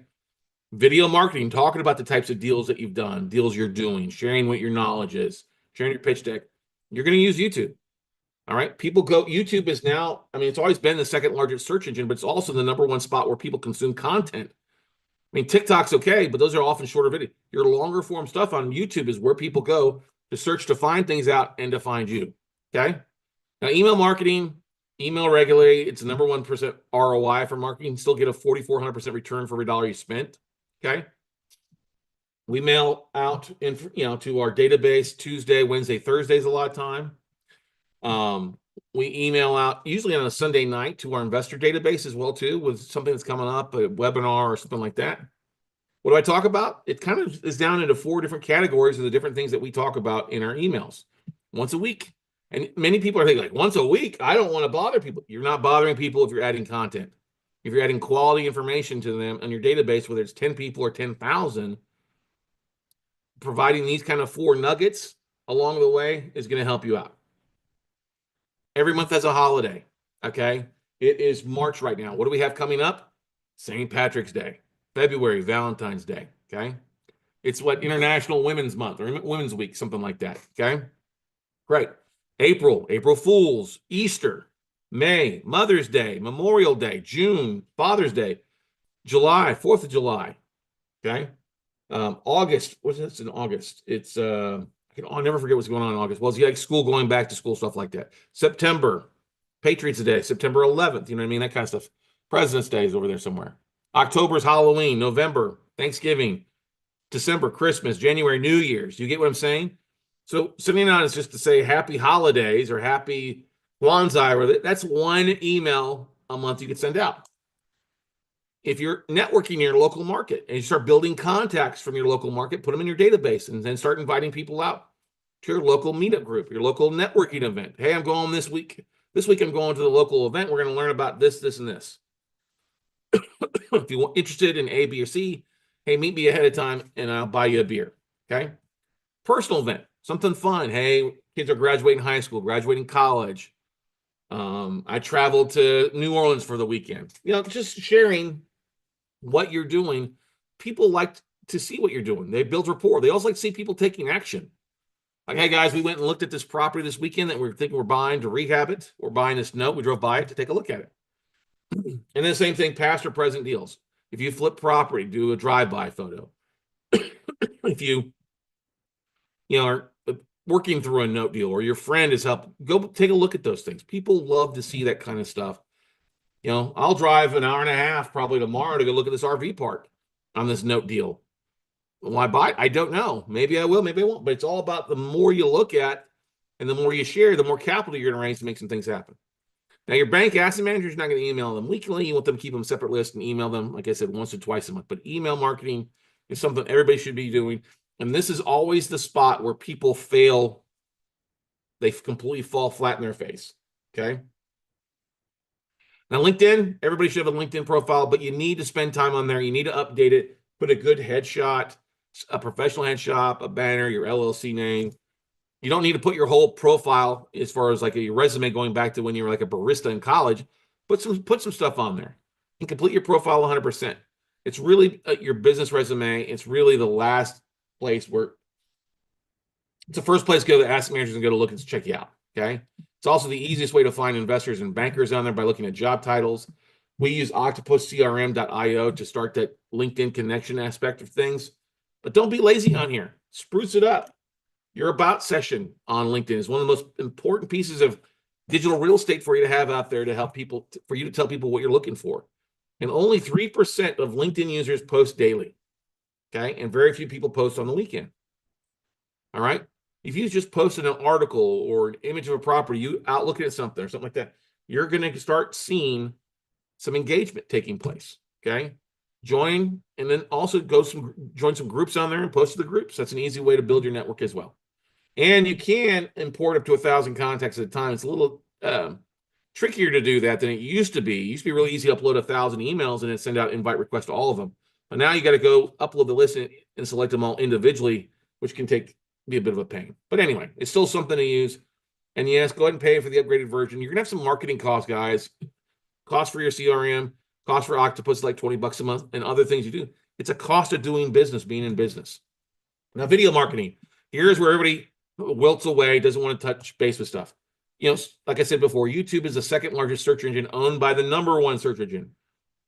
You can post videos on there and they'll often rank organically higher than paid advertising. So go out there. If you've got a deal in Austin or Jacksonville, Florida, or St. Louis, Missouri, go share it. St. Louis walkthrough, Round Rock walkthrough, whatever it might be.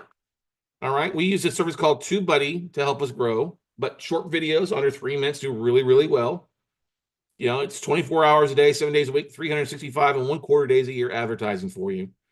And yes, it's more than just uploading a video. You need a good description. You need a good thumbnail and put a link or two in there. But it adds so much value. Our biggest referral sources are number one, lead gen, ladies and gentlemen. Two, one is YouTube. And the second one is our email stuff. Okay. Our podcast is right in there as number 2 or 3 as well. Okay. The reason we do so much stuff is it drives people into engagement. It's how we've built a database of 75,000 people. Okay. Now, I know that may sound something, but it started with me getting business cards and writing their name, their email, their address on a spreadsheet. When I started doing that back in 2002, 2003, 2004, that's where it all started, was putting people on a spreadsheet. So I had some place I could just copy paste them into an email and send out. Now that's low school. I would not just copy people's name into your Yahoo or Gmail account. You need to go get your CRM and spend some time putting them up there. It looks more professional. Facebook, it's not. I mean, if you're going to upload a video to YouTube, you might as well share it to Facebook as well, but that's only going to last about 24 to 48 hours. Same thing with like TikTok. It may only last 24 to 40 hours unless it catches viral. LinkedIn Live, LinkedIn like small video, that actually works really well with short video and starts to add rapport to your audience as well. And guess what? If you've got a smartphone, an Android, or an iPhone, this is one of the most valuable pieces of technology you can use. It's great, best video camera out there, much better than like what we use, but it's included. Might as well use this. Use this to your effective advantage. Otherwise, you're in the dark ages. Okay. Now, the marketing octagon, we're a big believer that taking one piece of content, one image of a property can turn into a variety of facets by sharing it across multiple channels. Okay. Photos and stories do best. So if I'm going to drive by a property, like I drove by a couple properties in Georgetown and Leander, I took pictures of them. I made some offers on these notes. I'm waiting to hear back, but I've got a photo ready to rock and roll to share to start raising capital and talk about the deal. I'll upload that short video or that image to Buffer and schedule it to go out across my platforms throughout the week where I don't have to do it one at a time. Not everyone is on every platform. And it doesn't mean you need to go out there and share all the 25 best recipes for banana pudding. Okay. But sharing, hey, I've got a deal that I'm working on. If 5% of your network sees it, that's better than 0%. Okay. But if you share it on Facebook, maybe 1% sees it, maybe 5% sees it. If you share it on LinkedIn, guess what? You'll start getting some crossover and you'll have more people see. It's like going fishing. Would you rather just throw one line out in the water, or would you rather throw a cast a net? A cast net's going to catch you more because it's cross per money. You're hitting more hits, more opportunities. And the best times to post are at lunch, 3 p.m., 7 p.m., and 9 p.m. works best if you're posting to social media, stuff like that. And just start with one thing and start sharing something. Start cross promoting. I mean, you use AI to so many great things out there to make some things happen for you. Okay? Great.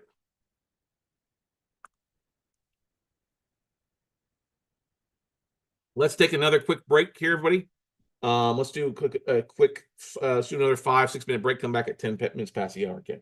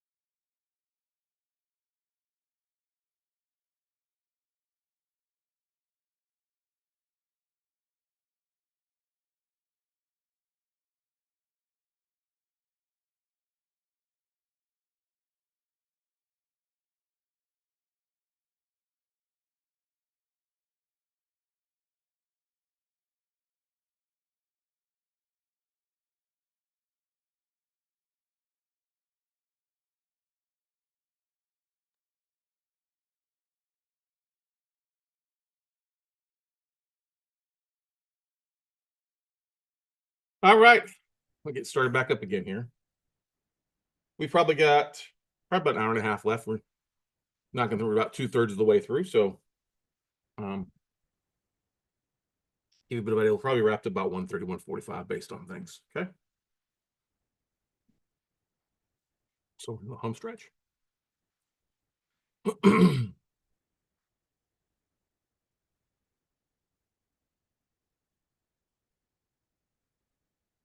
All right, so one thing that people ask me is, how do we structure? What entities can I buy notes in? Can I buy my own name? Can I buy them an LLC? And the answer is yes, you can buy them any entity way you want to. I would not buy notes in your own name, though. We want to structure your note business like you're treating it as a business, not individual. Okay. You need to use LLCs, trusts, S corps as your buying entity. Okay. You want to protect yourself, your individual from your business. The two things: I am not the corporation. The corporation is not me. Okay. One of the most important things to do. I wouldn't keep more than $1 million in asset values in a single entity. Commercial, I keep commercial assets separately. All right. I'll give you an example. If you go to anybody goes snow skiing, or you go over to like Disneyland and you ride the gondola, right? Disneyland, where you're on a snow ski and you get the little gondola going up the mountain.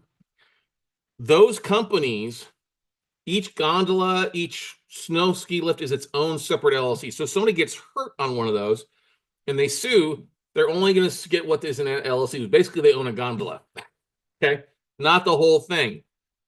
That's asset protection. Now, I'm not telling you need a separate LLC for every note. That doesn't make sense. Okay, that can be a bit of a paperwork nightmare. But like keeping your $1 million of value, if you're buying $100,000 notes, guess what? It's worth it at that point to spend the $900 a year for Canada, the communist state of California, or the $300 to create an LLC here in Texas. It's worth doing that as part of your equity entity and asset protection stuff. Okay.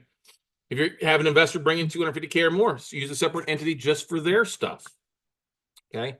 You want to keep your deals, assets separate from partner deals, existing biz. You may want to have an LLC just for your performing notes. You may want to have an asset for your non-performing, for your rental properties.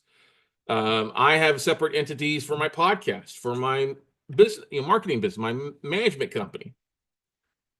As you grow assets and add deals and value to your estate, to your business, you're going to want to make sure and have asset protection included with it. Now, yes, if you have a self-directed IRA, can you buy in your self-directed IRA? You sure as hell can do it. Okay. So Mike asked the question, what's the $1 million cap in an entity based on? That's just based on me. Some people only want to do $500,000. Okay. I would not be putting more than $1 million in there, just because it's kind of the round number there. I'm going to start splitting stuff up. Because here's the thing.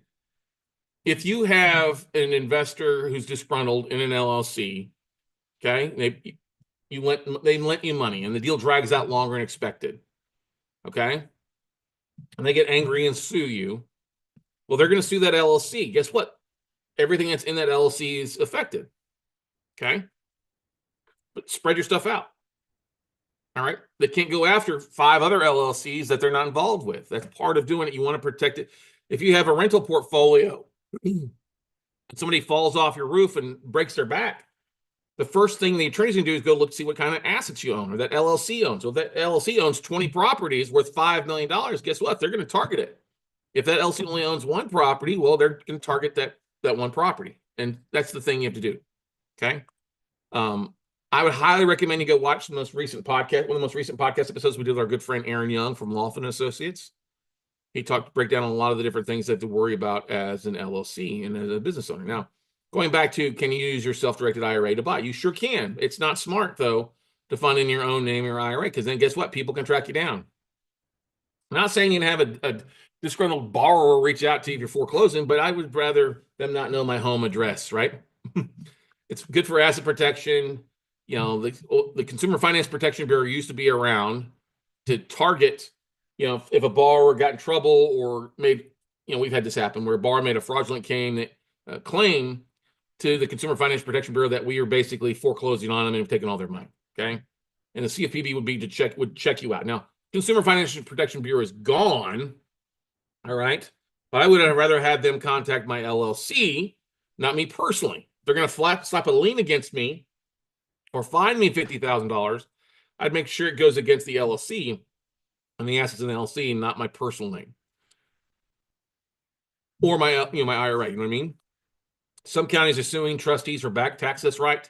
So like Quest got sued like 4 or 5 times because somebody who had an IRA and it's labeled Quest Trust for the benefit of, well, they didn't pay their back taxes. So what did the county of Wayne County do in Detroit? They sued Quest for non-payment of their property taxes. Well, Quest didn't have anything to do with that. They were just a representative. So now Quest was requiring people to create an IRA LLC if they're going to buy anything in Wayne County. Okay. Definitely, if you're using funding or joint venture partners, use separate LLCs. You can also do a self-directed IRA LLC and have checkbook access, which is kind of nice, which would be an LLC, not your IRA name. Keeps people from me like going out and tracking down who used their IRA. But that's what I'm saying. Use entities, okay? I would not recommend using a trust for the most part. I mean, trusts are pretty easy to create. And yes, you could do something like that with your performing stuff if you're going to hold it for a period of time. But if you're going to be moving assets or foreclosing, taking back, just put it in an LLC. All right. And get that done. You do need to document things in your LLC. Having an LLC is not just a trip to the Secretary of State's office and getting a tax EIN number. You need to document transactions, contracts, JVs, offices, vendors, partnerships. This is not trying to scare you out, and no, your accountant isn't going to do this stuff for you.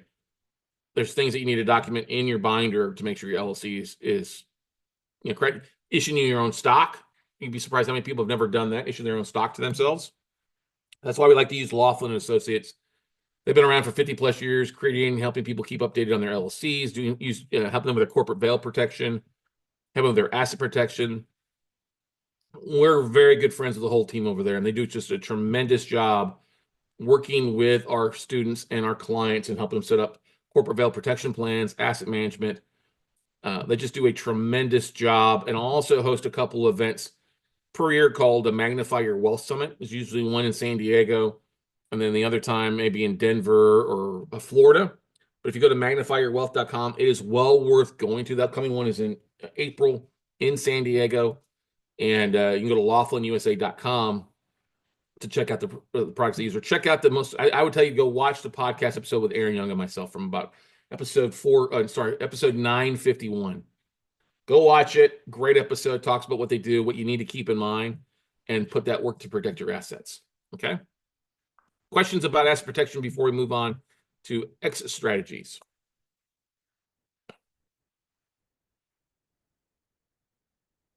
Laughlin Associates works with about 95% of our one-on-one coaching students.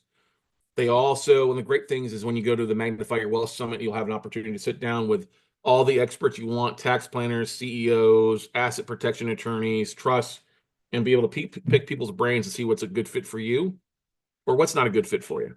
Free charge. That's included with your tuition, plus meals are provided. It's in a nice hotel. Got to get there, pay for your own room and board or your room, but they'll feed you good for breakfast and lunch and breakfast, lunch, and I think dinner's even included on Friday night. So well worth it in beautiful San Diego. All right.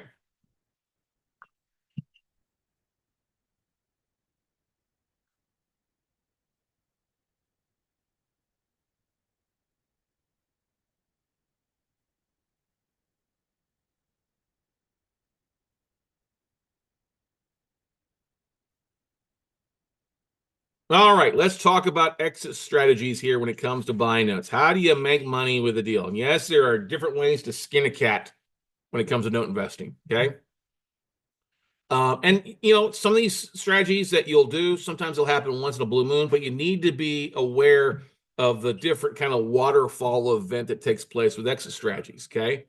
And this is going to be starting from the point you're buying a non-performing note, okay? Performing note, they're just going to keep paying, right? A monkey can collect. But what's important to know is when the shit hits the fan, what do you do when the borrower becomes non-performing? Okay. And there's a longer note exit strategies webinar we've done. It's about an hour and a half. Go take a look at it. I mean, you can do a whole lot of things. We'll go through all these, what you can do. The first thing is obviously if you You don't have to buy a note. You can wholesale a note if you want to. Okay. Or you're just flipping contract, putting a note in a contract and flipping that paper. You're going to make the least amount of profit wholesaling a note. Okay. Make a flat fee, give or take, 500 plus bucks per note or something like that.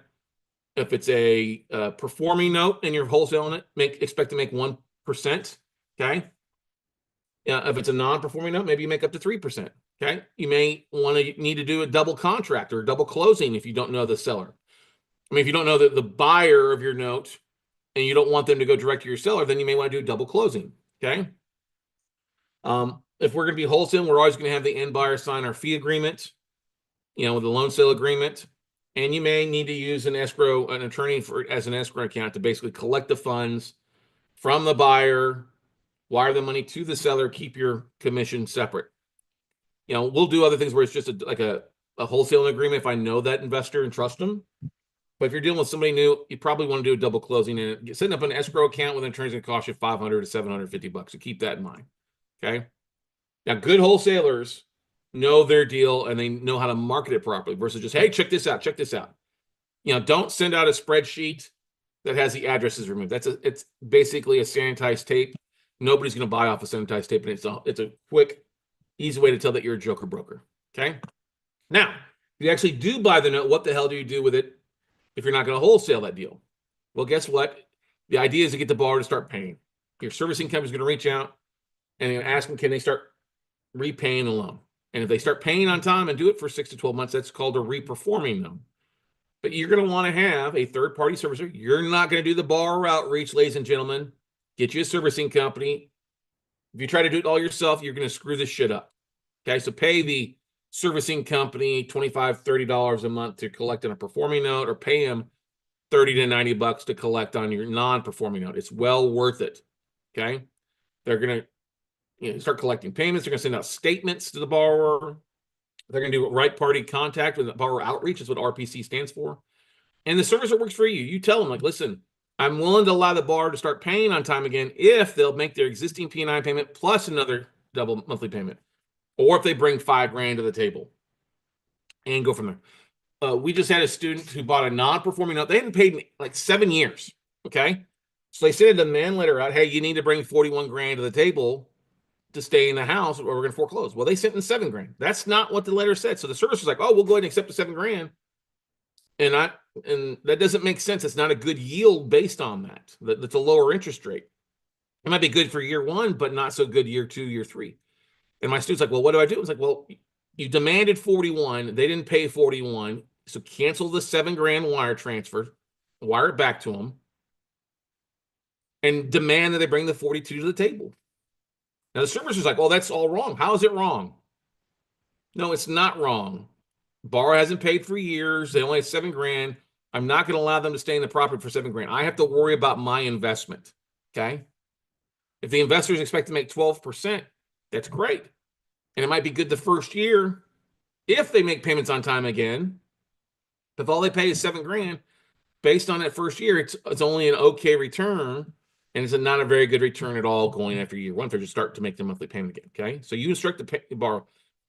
I always say don't do a modification. We do what's called a trial payment plan for 6 to 12 months. Okay, or a forbearance. You put the forbearance agreement, put them back in the loan. But we're not going to modify. We're going to do some sort of trial payment plan before we go the whole route of modifying the loan. The reason for that is if you modify the loan and forgive debt, reduce interest rates and stuff, it restarts that statute of limitations. So if they're 6 months behind, you can start the foreclosure process. Well, if you do a loan mod, no, you don't need to go get an originator, but if you actually do a mod, well, guess what? If they don't fall through the mod, you got to wait 90 days now, again, before they start, you foreclose. A trial payment plan, if they don't fall through on a payment plan, guess what? You foreclose. Okay? Nope. You're not going to fall through. We're going to foreclose. Okay?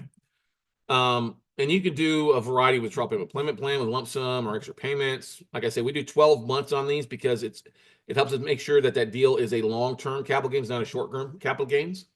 But you can do a variety of things in a mod: adjust balance, forgive or reduce back payments, reduce the interest rate. Like I said, never go straight to a loan mod. Always do a trial payment plan and do that. Because if you do a loan mod, it restarts the time frame, and now you got to wait 90 days for the non-payment to start the foreclosure. You can always pause the foreclosure. Okay. and then restart it back up. Now, if they start paying on time and fall through, then okay, then adjust their, modified of 12 months. If they follow through and do what they're supposed to do, great. You got to enforce this with the servicer. Servicer works for you. You don't work for them. Okay. They could always do a payoff, pays off the loan, which is good. Or you do a short pay. Hey, you owe 55. If you can get me 45, I'll forgive you. We'll do it over 90 days too. If it's an owner occupant, ladies and gentlemen, it's their primary residence, they're not going to be able to go get a bank loan. So if they tell you they're going to go get a bank loan or get a hard money loan, if it's their primary occupancy, it's not going to happen. So you have to call them on their BS. Okay. Now, if it's a second property or investment property, yeah, they could potentially get a hard money lender or an investor to come in and buy it. That's fine. Or if they sell the property, obviously they could pay you off that way too. But, pay attention, ask for updates on it and see where they're at. Or they could even, if they got a retirement account, they could cash out the retirement to pay you off. We've seen that happen before. You're going to want to handle your payoff through your servicing company. Pay a servicing company to handle this, even if it's non-paying. It's well worth the $35 a month for them to handle, making sure the statement's correct, it's Dodd-Frank compliant, all that good stuff. Okay. Now, if they don't pay you off, can they find somebody to take over the loan or assume the loan? You can allow a loan assumption. Okay. Every once in a while, we'll do this. Basically, allowing somebody to take over payments as is. Okay. Subject to the existing agreement. Okay. Maybe it's a family member, a friend, a potential investor. You need to fill out like a new qualification form as soon as you can take it over, making sure that they can qualify. It's not creating a new loan.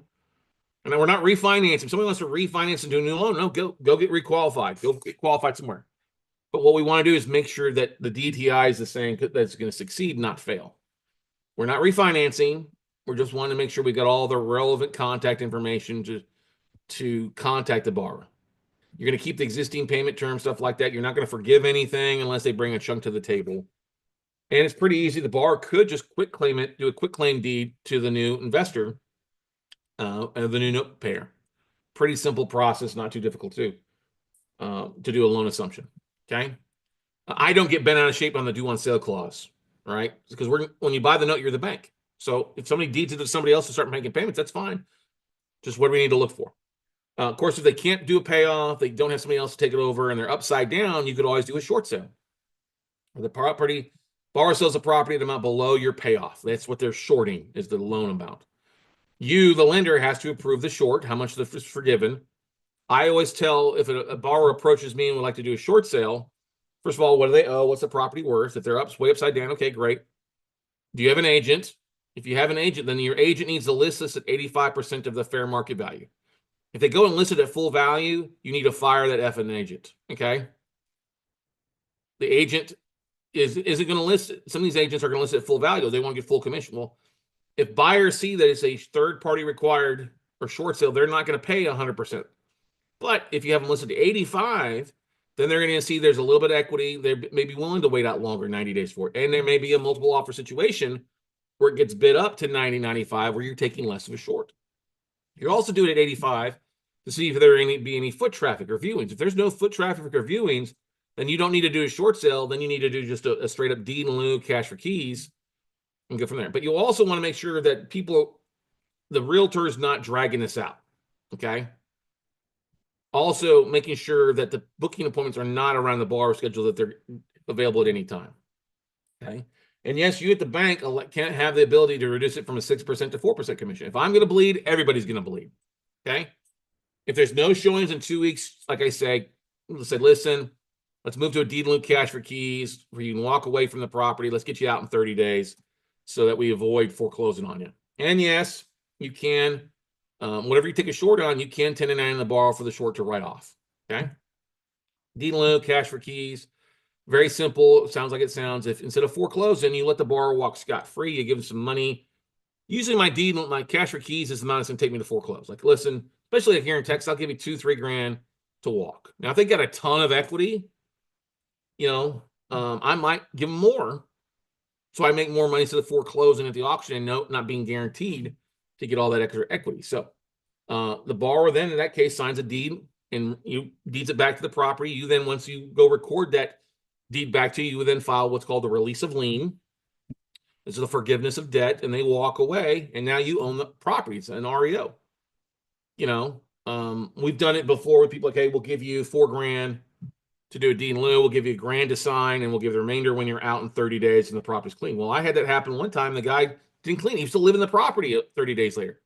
He didn't get his money. We then, in that case where he didn't want to get out, we went and filed eviction papers.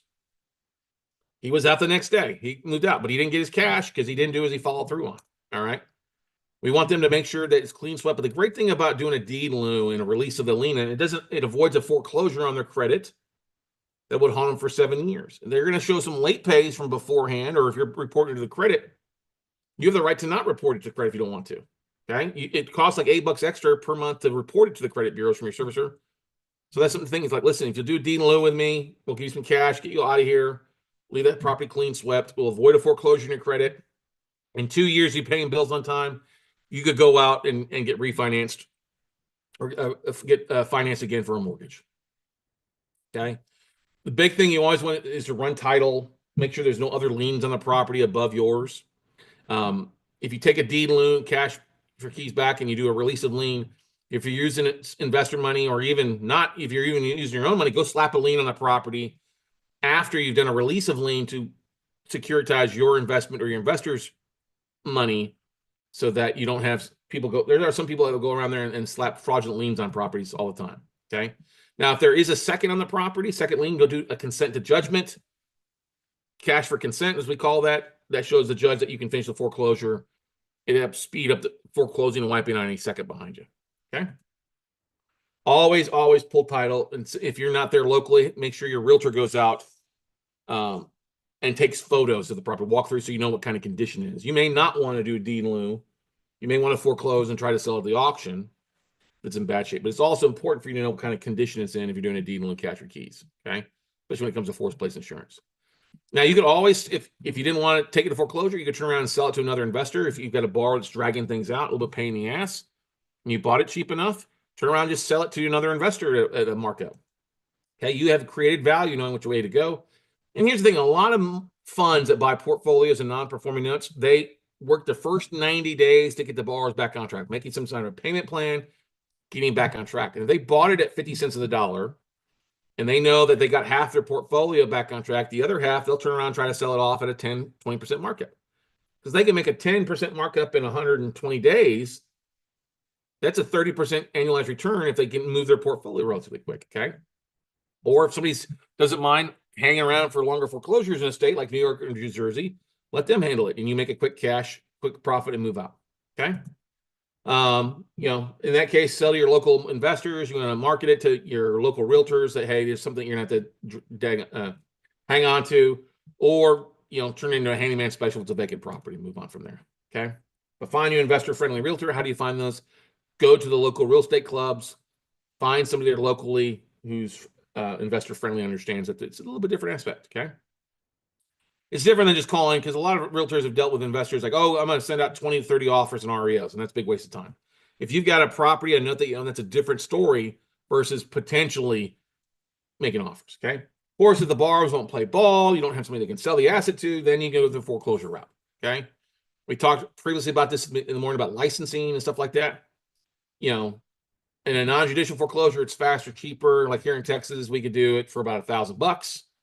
Judicial foreclosure, it's a longer going through the court system. That could be 6 months to 3 years in some cases. You're going to spend a minimum probably $2,500 on judicial foreclosure, if not more. Okay.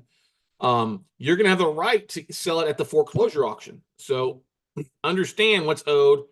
Talk with your realtors to see what's happening. Sometimes if you can sell it at the foreclosure auction and make money, that's better than having to take the property back, fix it up, and sell it off. So if you're way upside down and you don't want to own the property, well, don't make it a full legal balance. Start the bidding at 60, 70% and see what it goes up to and walk away. Now, if you want to own the property, then do a full legal balance, especially if it's upside down, then you'll take the property back. If there is equity, do full legal balance and see if it sells above what you're owed. And if it does, you'll get paid full payoff, but any money that is bid above what you're owed will go either to a second lien holder or go back to the borrower. Now, if it sells for exactly what you owe, or it doesn't, if it sells for exactly what you owe, you get paid off and walk away, minus any taxes owed. If it doesn't sell at auction, you'll do what's called a credit bid. Your attorney will put the bid in, and then you end up taking it back. And now you own the property. Now, if there is equity, you now own that property. It's a good thing. Okay. Like I said, bidding instructions, your attorney will ask for that usually the week of the auction. Make sure to touch base with them, let them know what's going on. You know, you need to dictate to them what kind of number you're looking to let it go at. Okay.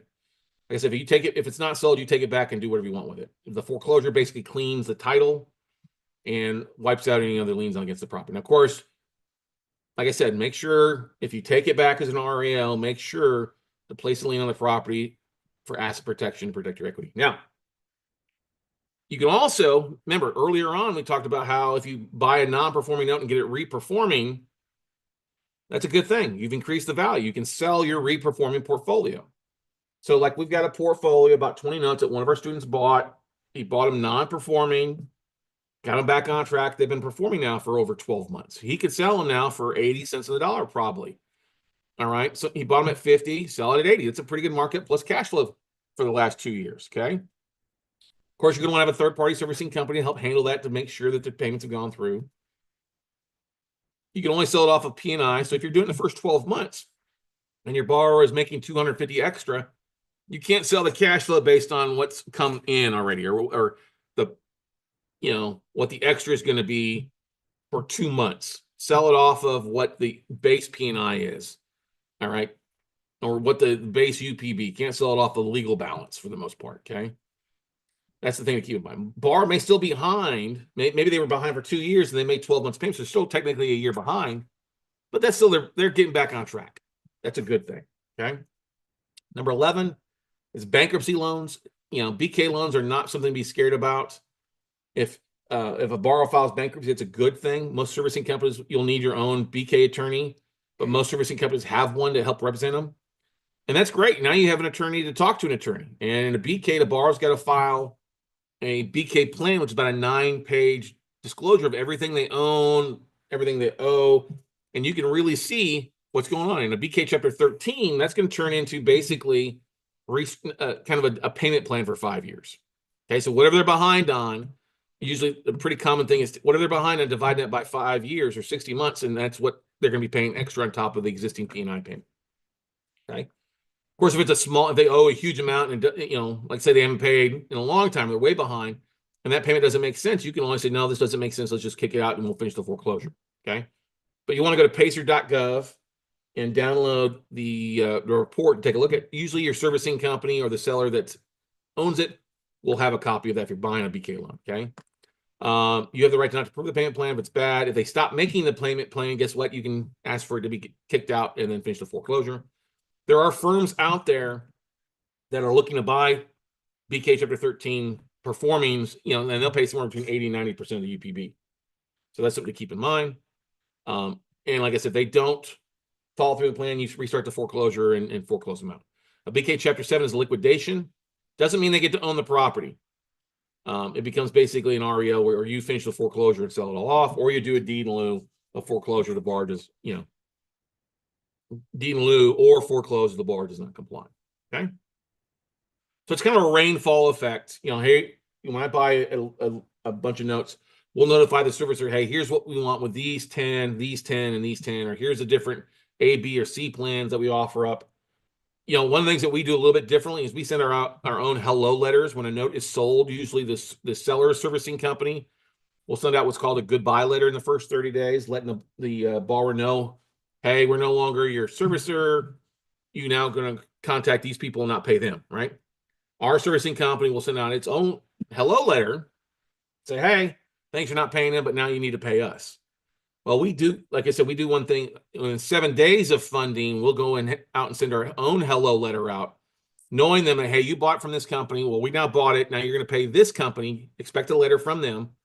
And here's what you owe. If you want to stay in your house, please contact us immediately so that we can keep you in there. Otherwise, we're going to start the foreclosure process and finish it up. Okay? Right.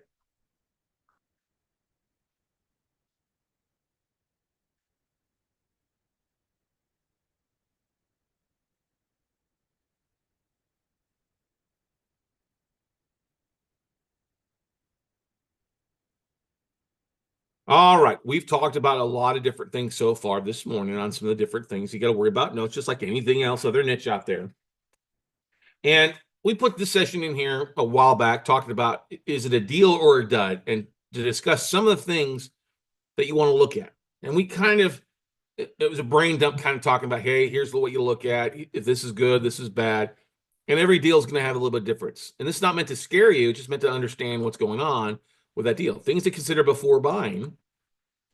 When you buy the note, you should, part of your due diligence before funding is to get a copy of the servicing note. So you can see the transaction history. You can see what has happened, what the servicer is saying, what the borrower is saying when they call in, that kind of stuff.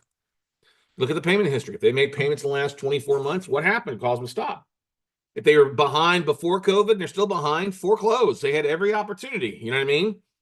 If they went through COVID and then something's happened in the last 2 years, we'll give them an opportunity to get back on track. Okay. Look at the market values. Are they going up or are they going down? A lot of areas, the market values are going down because people are having to drop their values and trying to sell a property to get it sold. So it's causing the values to drop down. So just keep that in mind. Look at the days on market. This is a very important thing, especially in places like Florida. If it's over 180 days on market, well, your value is going to be reduced by that amount, not going up. So make sure, especially if it's an old BPO that a seller is providing, make sure you pull your own and look at the days on market. Does it need repairs? Every property is going to need some sort of repair if you end up taking it back. So look at the external condition. All right. Be prepared. You're probably going to paint carpet if you take it back. Change the locks. There's a little bit of some stuff. Landscaping. Okay. Look at the foreclosure time frame. What's going on in that state? How long is the foreclosure time frame? Like New Jersey has a bad rep of it taking 2 years to foreclose on an occupied asset. But if it's a vacant property, you can expedite that in like 6 months. That's not so bad if it's vacant. Okay. Look at the neighborhood variables. Is it in a good area? Is it a rough area? Is it in gangland? All right. Look at your zoning violations and issues. Contact the code enforcement department to see what's going on with it. Are things going to change? Are they trying to put a homeless hotel down the end of the street? Okay.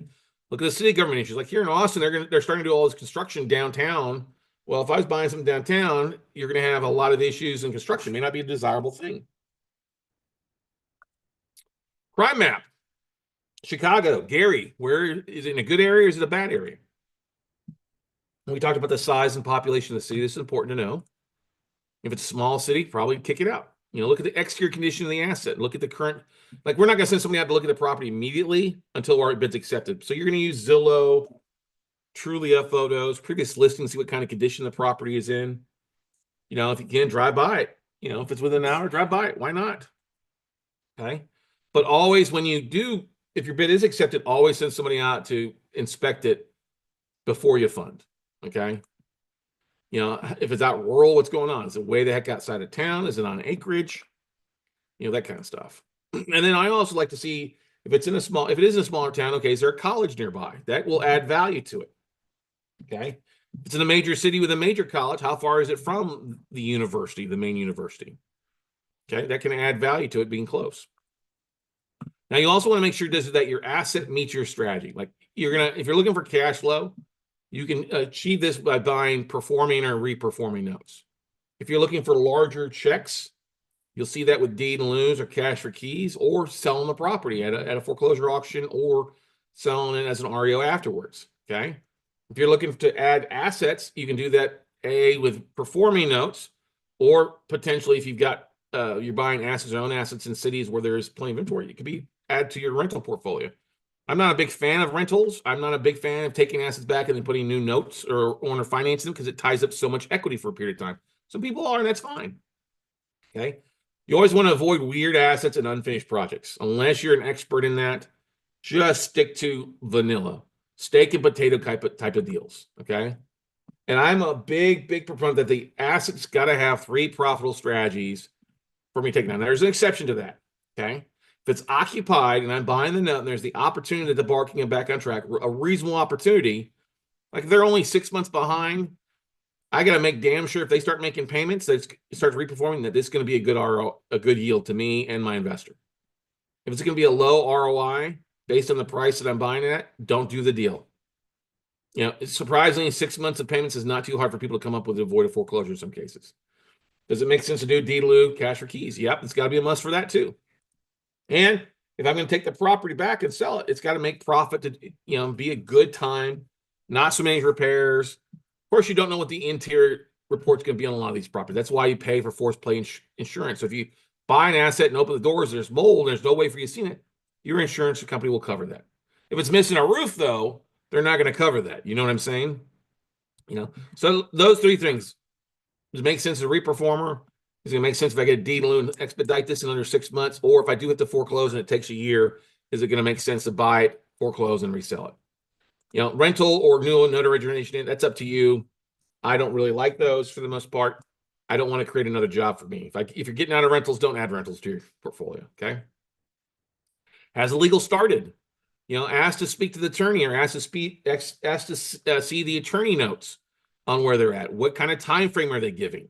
Okay. Look at the collateral file, hardship letters, the background of the borrower, the BK report.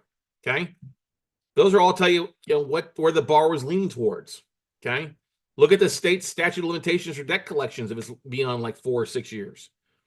Some of these hedge funds out there will say, oh, this legal balance bar isn't paid in 10 years. Well, if the state statute is only 4 years in that state or 6 years, you can't collect the full 10 years. The legal balance is not accurate. So you can only collect on the most recent 6 years, not the full 10 years, if you know what I mean. Okay. Also, if it's in a state like Florida has safe harbor, where there's a lot of HOA liens and stuff like that, what's the process if you foreclose? How much are you going to owe the HOA? You're not going to usually own the full amount, but a period, a payment, maybe it's 1 year of HOA fees or 1% of the original sales price. And that's an important thing to count. When you look in Florida, buying notes in Florida is not a bad thing.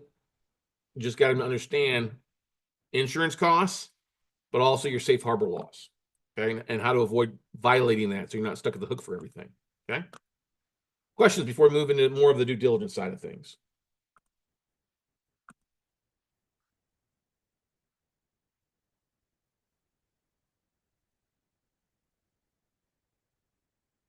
Right. Move on.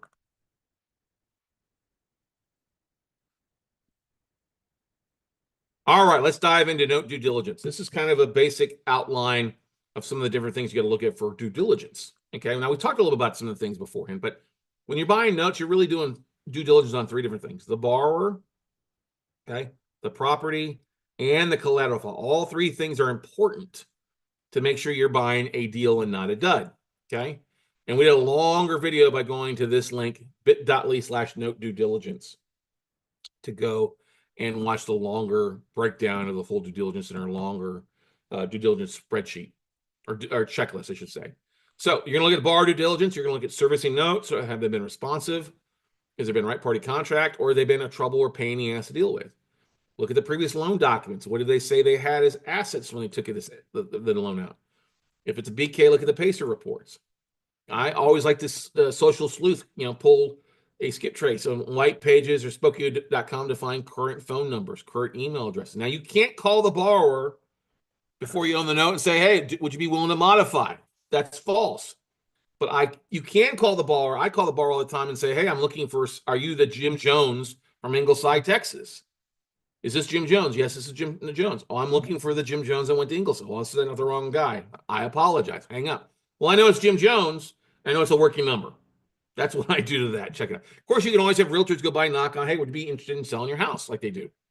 It's a bit of an idea as to what kind of condition it might be. There's some gray area there. Okay, don't send somebody over to go take pictures and walk down the driveway. They could get shot that way. Okay. We do go to Facebook. We go to LinkedIn to social sleuth and see what they're saying on there, and you'll see some interesting things from time to time. On properties, we'll look at neighbors. If it's a multifamily, we'll actually look for phone numbers of the tenants. Call the tenants and say, hey, would you have the management office? We're trying to reach them. We're looking at potentially buying the property. Would love to get your take on it. Okay. Next door neighbor, especially when the house is vacant, call the next door neighbor. Hey, do you have a contact number or anybody to reach out to for that property? Is it secured? They'll know. Oh no, the back door is wide open or it's trashed out. Okay. If it's occupied, we'll call past or present employers. They're still working for you. See if they're making money. The property, that's obviously values as is, versus a 30-day quick sale price. We don't deal with ARV. Okay. Forget ARV. You're going to base most of your stuff off of exterior conditions. Okay. Realize that, you're going to put paint and carpet. And this is hard for some people come from the fix and flip side. Well, I can't make an offer unless I know exactly what's going to happen. If somebody's living in the property, most of the time they're going to take pretty good care of it. Okay. Paint carpet, maybe some updating, but that's light. Yes, occasionally you have the hoarder, but guess what? Order is not so bad as long as you're buying at the right price. Okay. Look at the market conditions. Always put eyes on the asset before funding. Make sure it's the right asset. Check out recent nearby sales and comps. You're going to look at title report of the property too to make sure there's not any liens outstanding. You're going to get check the taxes to see what's owed, make sure and call to make sure there's not a pending tax sale. You're going to look at code enforcement liens. That'll help you too by pulling titles, see what kind of liens are on the property. Neighborhood activities, is it a good area or a bad neighborhood? Has it been listed on the MLS before recently? Or has it been a rental property? We've seen this happen before. We see a property was an Airbnb. We got a whole interior inspection report basically of it, or see what it was rented, trying to rent it out a few months back. Okay, look at the rent rates. That's important. If you can't sell it, it's still good to know what the rent rate is, just in case you have to do that. Look at your HOA or condo association limitations. In Florida, you have a lot of 55 plus communities where you can't rent it. Some cities won't allow you to do like Airbnbs or stuff like that. So keep that in mind as well. Especially in some of the condos and HOAs, make sure there's not any special assessments. You may have to call the HOA to find out, are there any special assessments? That's what's killing a lot of the HOAs and condo associations of Florida right now, are these six-figure and $10,000, $20,000 special assessments to get caught back up. And of course, crime maps. Is it in a good part of town or is it in a bad part of town? Right. Also, with the property, you will not get internal access. So unless the property's been listed for sale, if it's currently listed for sale, great. Go pull photos. Send your realtor out to go see it. Okay. You're going to use Zillow values or Trulia values for values in the upfront due diligence. Once your bid is accepted and it's under contract, then you'll order a BPO, a broker price opinion, once it's under contract. Don't order that beforehand. Okay. You can use an automated online tool like narrpr.com. That's free if you're a realtor. This is your guidance. If they give you a Zillow value, trust the Zillow value, but verify it. If the value comes back below what they say, then tell them, hey, your value came back. It's only worth 100, not 150. I'm going to fade my bid by 30%. And if they won't allow you to fade your bid, then just cancel the deal and move on. Call your utility department, especially in cities like Chicago, Baltimore, stuff like that.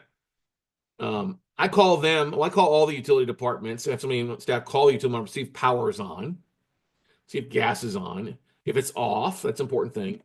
And then is there any existing balance on that would need to be paid because we're the bank? And the utility departments will take because you have got a vested interest. Hey, I represent the lender. Okay. Like I said, if the value comes back or taxes come back higher, things like that, fade your bid or walk away from it. Okay. But always put eyes on the asset.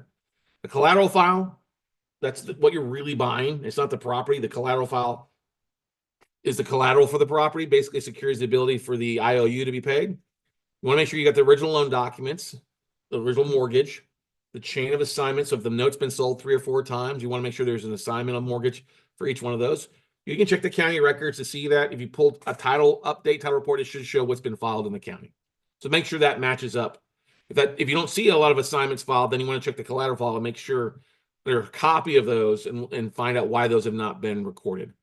There's also an allonge that goes with every assignment that does not need to be recorded, but make sure you have an allonge for every assignment. Make sure to check out the deed of trust. Look at the previous appraisal that's in there. That's a bonus. The previous 1003, that's the loan docs. That's great. You want to have that in there as well. When you buy owner finance notes, you're not going to see probably the borrower 1003. You may not see the financial documents. You got to ask for that stuff. Like I had one guy who was trying to sell an owner finance note and he used a rental portfolio software. Well, all of his information was gone. I was like, well, do you have the social security number? Well, no. Do you have what he made? No, I don't have any of that. Well, that just reduced the value of that note. That's what people don't, they slap together owner finance notes like on a piece of paper or a napkin. That's not a quality piece of paper. You want to create your paper to look like bank paper. That's more valuable that way. Okay.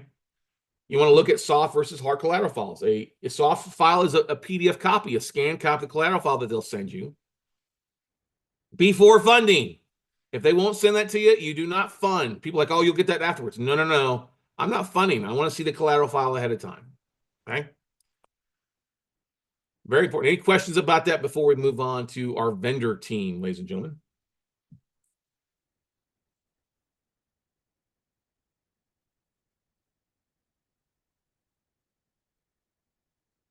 All right, let's move on.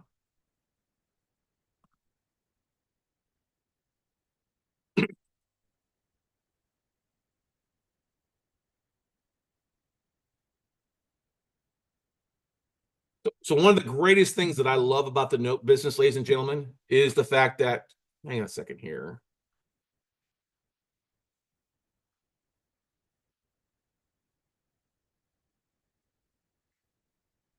Can you hear me okay, everybody? Okay, yeah. Okay, Mike's working fine there now. Okay, just making sure when I was talking a second ago, it didn't look like it was recording. Okay, good stuff. All right, one of the great things that I love about the business is that a very vendor-driven business. You don't have to be a jack of all trades to get things done. Of course, if you're flipping property, guess what? They want you to go out there and handle contractors. You're trying to do the work yourselves. That's not a good thing to do. You need vendors as a note investor, and these guys and gals are here to help you take your business to the next level. Your trusted team is going to consist of your servicing company. Yes, you need a servicing company for all your notes. I had an investor who bought a note recently up in Massachusetts. They've had it for a year trying to foreclose. No servicing company involved in it, which they bought it from a bank. And now the bank had probate action for like a legal payoff, a statement. And she's like, I don't have one. I was like, well, you're gonna have to create one. So if you had to sit with a servicing company, it would have solved all that. Okay.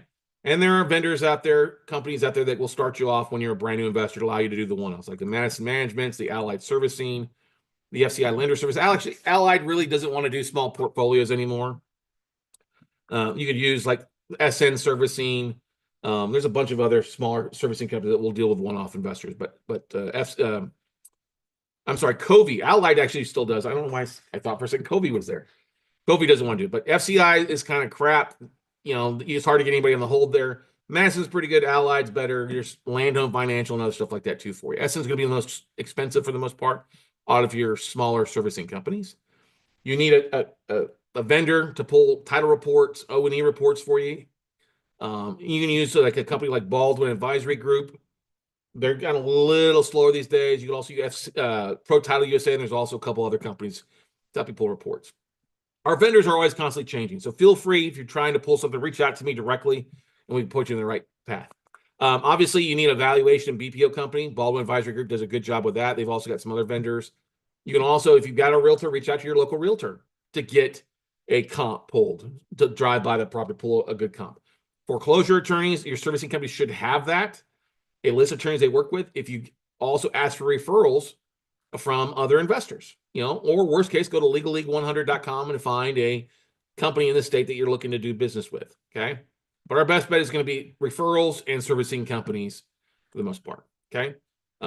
If there is an attorney handling the foreclosure, a lot of times you can retain counsel with that attorney so that they finish the foreclosure process, so there's not a delay in the file being transferred. Okay. You may want to hire, if you're doing non-performing, a special servicing company that does heavy outreach. Senior Law Group's a company out of California we've used for years, a few others out there that do a lot of outreach for when you're buying portfolios of non-performing notes. They usually want you to have a minimum number of loans of like 20 to 100. Otherwise, you're going to be forced to board your note with a servicing company and rely on them to do their outreach for you for about once a month. So you may want to get a little bit more involved to hire somebody to help you out. We actually brought in-house counsel. Well, not in-house counsel. Sorry, let me rephrase that. In-house special servicing gal who used to work for a servicing company to handle our assets, and it helped out a lot better.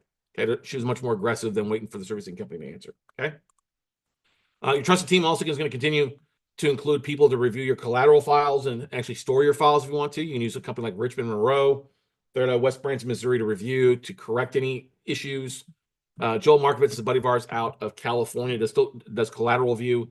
There's a company called CSC out of Dallas that will do collateral review and correct things. There's also a company called CJ Wilson out of California that will help you create documents and get things recorded for you.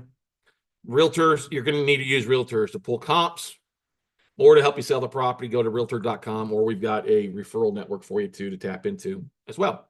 Okay. You need forced place insurance. If the bar is paying for insurance on it, that's great. But if they don't pay, you're going to want to either get your own property insurance company to do forced place, or to insure it through the servicing company, which will often have like a blanket policy that you do. But if you need to do it individually, Ross Diversified is good. National REI Group out of Kansas City is good. And then also US Risk is also good out of Dallas as well for you. Your realtor should also know of property preservation companies that go in and winterize it to turn the water off to avoid you having, pipes burst during the middle of winter. And we've got, Baldwin Advisory Group has been a great company out there. Dickie Baldwin, he started the company about 6-7 years ago, done a great job. He's having a few health issues, but he's still got great vendors out there. So go to baldwinadvisorygroup.com. You can see a video of us walking through what he does and how to start ordering your BPOs and O&Es directly from them. Okay. Questions before we move on to what comes next, ladies and gentlemen?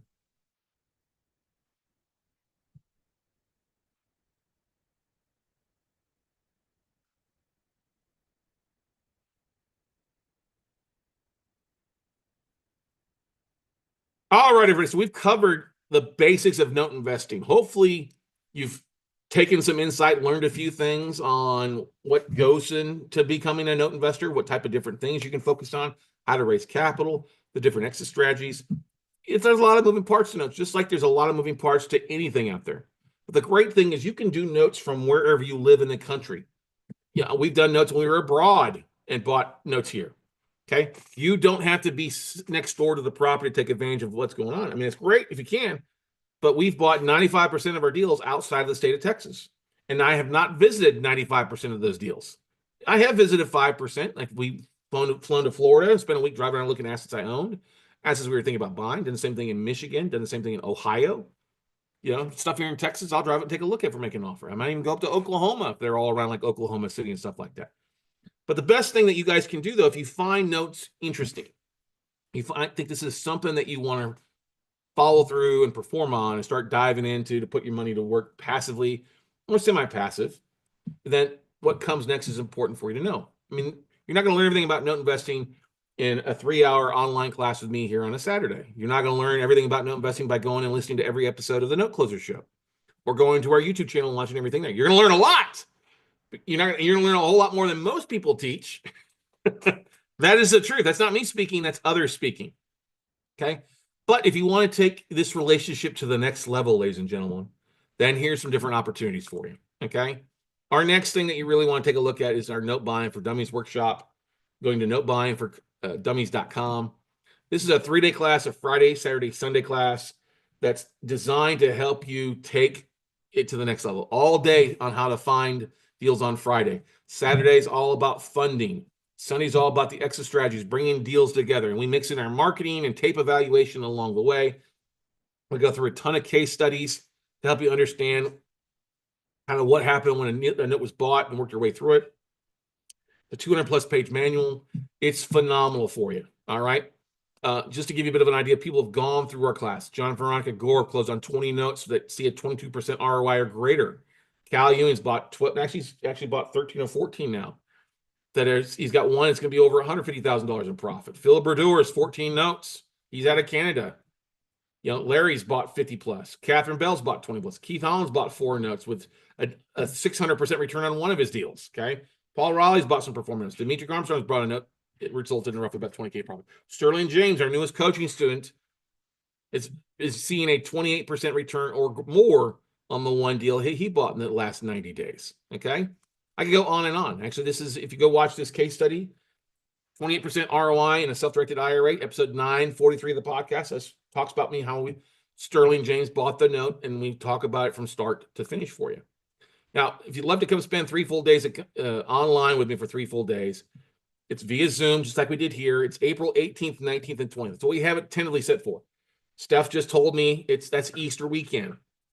All right. And I guess Mother's Day is like 2 weeks later, something like that, if I'm right. So we may have to bump it a week to the 25th through the 27th. Okay. Or we bump it to like the second week of May. If that case. The great thing about it is you don't have to wait till then to learn the note business. If you get signed up for Note Buying, the class, notebuyingfordummies.com, you'll get the replays of the October workshop and you can start learning there and then be able to jump in when we do the live class again. And if you can't make the live class, guess what? You'll get the replays to that as well if you can't make all 3 days. I know it's a lot of information, and I know the mind can only absorb what the ass can withstand, but I promise you 3 days with me is entertaining. It's mostly me. We might have a vendor or two jump on and spend an hour with us there. And then we're going to have Meryl Chandler from Get Fundable be on on the Friday class part of it. And then we'll probably have Aaron Young on Saturday or Sunday. And then if Dickie Baldwin is feeling up to it, we'll probably have him on to speak as well. The idea here, ladies and gentlemen, is that we're going to give you plenty of bonuses. We're going to give you the October replays. That's about a $300 value. We're going to actually do a 4-week implementation group coaching. If we have 20 or more students, we do that afterwards. We should have more than 20 to help you kind of implement more stuff along the way the next 4 weeks after you take the class. Lawful Associates gives away their entity secrets class for free. We're going to give you the wholesaling and calling banks master class included with that as well. We're going to also give you a 20 by 20 find and fun video training series we put together. People really love that. You can bring your partner or spouse and attend the class at no additional cost. Just let us know their information and we'll send them the Zoom link to their email so they can attend and ask questions and be there too for you. And then we're always going to bring in a pool for you guys to take a look at the bid on. And no, we don't charge 20 grand, 30 grand on top of what you pay. We'll give you the pricing next bid or help you with the pricing, make your offers to take it to the next level. So that's literally over $2,500, over $3,000 in values included along with that. And yours truly being able to learn from me, not somebody else, ask questions live during the 3 days. It's a lot of information. I get it, but it's designed to help you take your business to the next level. We usually do it from 9 to 5. Sometimes we have a heavier California or West Coast presence. We'll push to 10 a.m. Central to 6 p.m. Central so that people can attend a little bit earlier on the West Coast, folks, instead of being so early in the morning. But we're here to give you the nuts and bolts to help you take your business, help you learn A to Z, how to go out and walk away from our class to make your first offer. Usually like we did our in-person class was $14,997. Normally our virtual class has been $997 for you. We've decided to make an effort to drop it down for you to get more folks in, for you to take advantage of what's going on in the market. We know folks are struggling to pay for milk and eggs. So we've cut that price from $997 down to just $497. All right. And that includes you plus your spouse, the replays to the previous class, the access to the 3-day class, plus the replays of that class, a 200+ page manual, a tape for you to bid offers on, and other bonuses for you. So if you go to notebuyingfordummies.com, click on the link. There's no discount code you need to see. It should automatically be at $497 for you. Take advantage and get signed up for that. We'd love to have you be a part of that. For those that register for this class, we'll be sending the replays out on this, the Note Weekend here. If you're signed up for the class, you can have the replays to the October class in your inbox as early as tomorrow. All right. So something to keep in mind for you guys. We'd like to get it out for you so you can start the learning and book a phone call with me at talkwithscottcarson.com to take your business to the next level. Okay. Now, if that's a little bit too expensive for you because the budget's a little tight, we understand that. We talked about our monthly membership, which is at $97 a month. Okay. Now, if you sign up for the monthly membership, you got to be signed up for 6 months. We don't let people just sign up for 1 month and cancel if they're gobbling all the good stuff. That's just not fair. But we're willing to finance the 3-day class across 6 months for you with $97 a month. But that's no umbrella. It's going to give you access to the virtual workshop, a ticket to a replay of our Note Camp, access to all our Note Weekend trainings, past access to our wholesaling class, our due diligence class, our calling banks class, all that's thrown in there, plus extra special vendor discounts to events like Magnify Your Wealth or GetFundable.com or other things that we have available for you guys as well out there with our broad network of vendors that we work with, discounts to a variety of things. So if you want to do that, that makes it cheap. I know we got some folks online that love that, like Albert. I know you're a WCN crew member, and it was friendly on your budget, which is great. You're going to be around for a while. And you get access to me. Book a phone call with me to answer your questions. Albert was working on an email. He needs some help. This isn't working. So we got on and looked at it. Like, oh, here's how you made the mistake. Here's how to fix that. Here's how to correct your LinkedIn. Plus, we do Monday morning coaching calls at noon on Monday for you guys each week to go through. We might be adjusting it a little bit, maybe a little bit in the middle of the week a little bit more. I know Monday's busy for a lot of folks, so we might adjust that a little bit for you. But anyway, that's noteumbrella.com at $97 a month for you to take advantage of that to get the ball rolling. But this is required for 6 months. Cancel before 6 months, we're going to charge you the remaining amount of what you didn't pay. Okay. We do have one-on-one coaching. If it's something that you're thinking about, we are here to help you take your business to the next level. And one of the biggest things I've always been concerned of is when I sign up for coaching, I've spent hundreds of thousands of dollars on coaching. is I want to make sure I'm working with somebody who's actually in the business, not somebody reading from a manual, not some employee, but somebody who's actually doing the business. And that's what's so unique about my one-on-one coaching is you're working with me on a regular basis. We do 8 weeks of coaching calls. These are one-on-one Zoom calls with you and me truly, or you and your spouse and me. We do it in the morning, the afternoon, the evening, what works best for your schedule. We're going to give you a list of over 5,000 asset managers. We're going to give you introductions to our top 12 hedge fund managers to give you deals directly. We're going to help you with raising private capital, help you with the marketing side. You're going to have VIP access to me. After those 8 weeks of one-on-one coaching calls, we have you come in and spend 2 days in Austin with me one-on-one. And then after that, we do a 6-month follow-up call on Zoom just to help you along the way. But we will help you find your first deal. We'll help you fund your first deal. We'll help you hold your hand along the way as long as you follow what we teach. Now, if you're not going to, I had one guy years ago, we found this amazing deal. The house was worth 90. He could pick it up for 50 or close on 90 day. Oh, it's not a perfect deal. Like, yeah, it's a damn good deal. Oh, it's not perfect. Well, you're not, if you're looking for perfect deals, go do something else. You're just not a fit. But we're going to help you find a deal. Like we helped Sterling with his one-on-one coaching find that deals in his IRAs, making 28 to 38% in his first year. We helped Phil, John, all those people are coaching students. We've helped them take their business to the next level. And so many people ask me, well, Scott, if there's so many deals, why are you teaching? And do you make most of your money off of teaching or deal flow? No. We make the majority of our money off of deal flow. Yes, we make some money coaching, but the way we've always looked at coaching students is help people go from 6 months or taking a year to figure out to do it in 60 days with yours truly. And my coaching students become my family. They become the people that we share tapes with, that we co-bid on, that we work to help them out. And they get they're my kids. I don't have kids, right? I got the four-legged kind. So they become the people when they have an issue or a deal. These are the people that we'll partner with. These are the people that we'll find. Hey, there's a deal in your backyard you may want to take a look at that nobody else will see. Okay. So we bring opportunities to the tables. We help our students close deals. And that's why our company's called We Close Notes, not We Talk Notes. Okay. Yes, it's a little bit of investment with our note coaching program. Normally it's $24,997, right? $25. We credit whatever you pay on the 3-day class towards that. We also have a paid in full discount that if you want to pay in full in 30 days, we'll drop it down to $20,000 even. Okay. We also have a third-party financing program because our class is so successful and our students do such a great job that you can actually finance that over a 24 to 36 month period. If you're making 40 grand a year or more, you've got a 620 FICO score or greater, and you're here in the United States. And if you're interested in finding more about that, which is pretty easy to find out if you qualify, just reach out to me. We'll send you the link for that. And they'll do and often what's great about that, there's no prepayment penalty on that. We've had quite a few students sign up for that, take the financing option, and then they're saving their own money for deals, using somebody else's money to fund the deal, and there's no prepayment penalty. So when they close on a deal, they pay off their coaching, and they're rocking and rolling there, and they're getting coaching without before their first payment is due in 45 days. So that's something to keep in mind for you. We've got a great coaching program. We provide that. We help you find the deals. No, we don't jack up the pricing on the tapes. We give them to you. Hey, here's exactly what they're at. Here's where you should make your bid. No, you should probably reduce it. Let's hold your hand through the due diligence process to make sure you're truly buying deals and not duds. All right. Are there any questions about that before we let you guys go this afternoon? It's been a pleasure to have you here. Like I said, third-party financing through ease, pretty easy to get qualified for.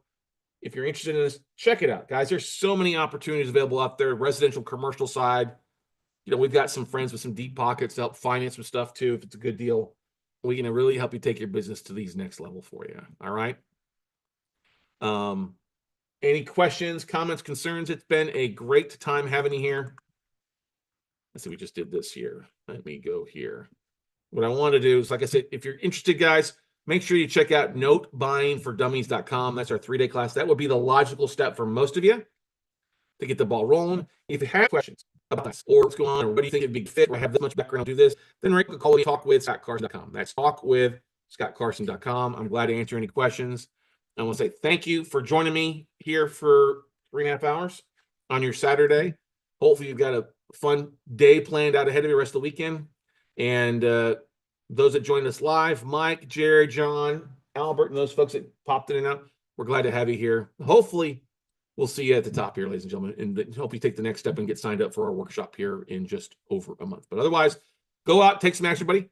Hopefully answer some questions. so we can help see you